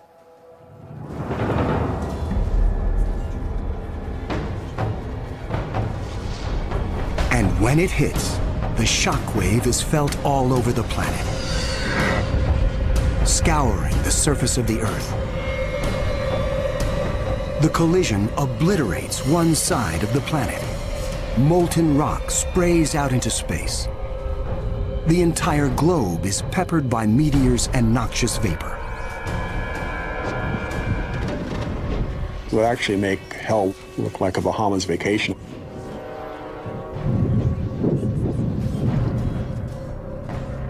The debris field from the collision coalesces and forms our moon. It is a new beginning for our planet. Collisions are part of the birth process for planetary systems. Building up a terrestrial planet is probably all about colliding pieces of rock together. And all across the galaxy, colliding pieces of rock are forming terrestrial worlds that defy the imagination.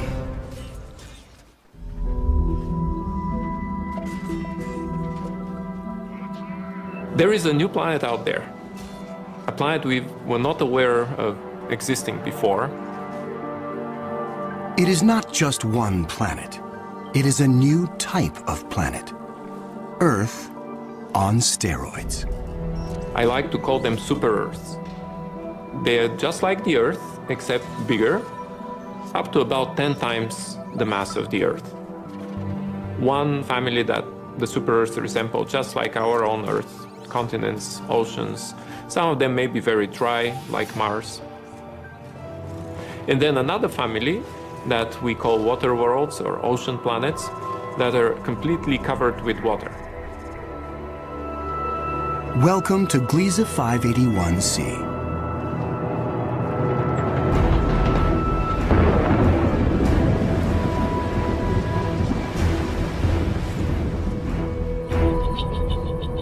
This planet was found by Michel Mayor, and it orbits with 2 other planets around a very small star. It's only 20 light years away in the constellation of Libra and is one of the smallest terrestrial planets found beyond our solar system. That doesn't mean Gliese 581c is small. It's still a super-Earth with 5 times the mass of our home planet. But it's the possibility of liquid water that excites scientists. An ocean planet feels like being in the middle of the Pacific Ocean, with no land inside, just water, puffy white clouds, and blue sky above you. The winds on the ocean world are going to be similar to that of the Earth, so it will be a very good place to sail. The weather's absolutely perfect. Every day you get a clear blue sky and the sun just stays in the same place. Now how's that for weather prediction? No land anywhere. Even miles beneath the surface. This water layer would extend very far down, at least a quarter of the way down in the planet. But as we dive deeper into the sea, the pressure builds. At 35,000 feet below the surface, we pass the point where the deepest oceans on Earth bottom out. We pass the 100,000-foot mark.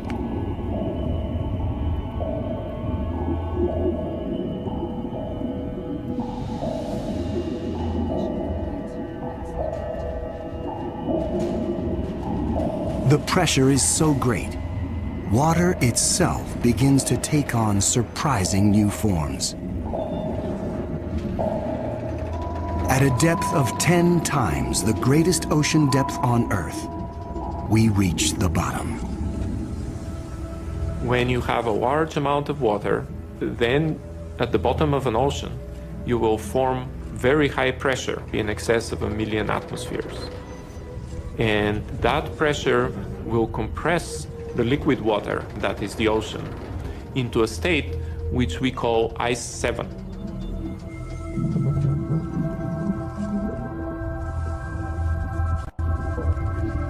No, it's not like ice in your refrigerator. The molecules of water that are in the ice in your refrigerator are kind of all jumbled up. But if you form ice under very high pressure, then the water molecules can become ordered, they can become aligned.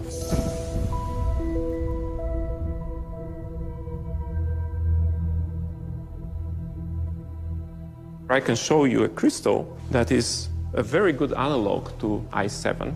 This is halite, also known commonly as rock salt. Ice 7 may exist within our own solar system. Europa, a moon of Jupiter, could possibly have a mantle of liquid water surrounded by a thick, icy crust. The pressure from the crust is so great that Ice 7 might exist deep within these uncharted seas. If we scale up and thaw out Europa, it could be a water world similar to Gliese 581c. One could imagine that life could emerge on a water world. After all, water is essential to life on Earth. Everywhere on Earth where there is water, there is life. You cannot find a sterile drop of water on Earth unless you put it in the microwave yourself. On this water world, there could be bacteria or any kind of life in the ocean itself. But not all of the super-Earths are water worlds teeming with life. When we talk about super-Earths, we talked about two major families, of mostly rocky with some water and mostly water with an endless ocean. But one has to add to those a third family of probably very rare super-Earths and Earth-like planets, which are called carbon planets. A carbon planet is unlike anything we've ever seen anywhere. A place with an alien chemistry, but loaded with very earthly treasures. Throughout our galaxy, there are planets barren and poor and inhospitable. But science is on the trail of a new type of planet, an entire world of treasure. In our own solar system, in our sun and in all the stars nearby, there's always more oxygen than carbon. But if we think of a place in the universe where there's more carbon than oxygen, then planet formation is very different. Spectral analysis shows carbon to be far more plentiful, 26,000 light years away near the center of our galaxy. Planets that form here may contain a rich abundance of carbon. The morning sky on a carbon world would be anything but crystal clear and blue. I'm picturing a yellow haze with black clouds of soot. And as you descended farther down in the atmosphere, I could imagine lakes that were made out of compounds like methane or gasoline. I'm picturing these bubbling, foul-smelling pits of black ooze, like an oil well. With little or no water in the atmosphere, the air is made of carbon compounds. Methane, butane, pentane, benzene, all these different kinds of carbon compounds that separate out when you refine gasoline. One day it might be raining benzene. The next day it might be raining butane. Alien as carbon planets might seem, the air quality could be familiar to some. The air in a very benzene-rich planet will resemble that of LA. A lot of smog particles that unfortunately we are quite used to from the exhaust of cars. Despite the pollution, carbon planets could come with a sparkling upside. You might see diamond because the planet may have substantial quantities of pure carbon that it's formed out of. And pure carbon, when you compress it, tends to form into diamond. The secrets of exotic planets like these are waiting to be discovered all across the galaxy. But astronomers won't be satisfied until they find the Holy Grail. A planet like our own, one that sustains life, the next Earth. People always ask me, do I think we're going to find another planet like Earth? And I answer, absolutely. Every star probably has planets roughly the same size as our Earth. We think that essentially every star has several Earth mass or super Earth mass planets. So if you have, say, 200 billion stars in the galaxy, that may mean there are 400 billion Earths in the galaxy or more. 400 billion Earths. The Kepler Space Observatory is the first instrument capable of finding one of these planets. Kepler is looking at the constellation Cygnus in the night sky at 100,000 stars, taking picture after picture after picture, minute after minute. And the goal of Kepler is simple: to look for stars among the 100,000 that dim. When a star dims slightly, it means a planet passes in front, blocking some of the light. How long the star dims and how much light gets blocked will tell scientists about the size of the planet and the distance from its sun. A good analogy for this is looking for the dip in the light that you would see from a searchlight if a small moth flew across the searchlight. And so it's a really tiny dip in the light as the planet transits. It is a very powerful technique because it allows you to discover planets that are even smaller than the size of the Earth around stars similar to the Sun.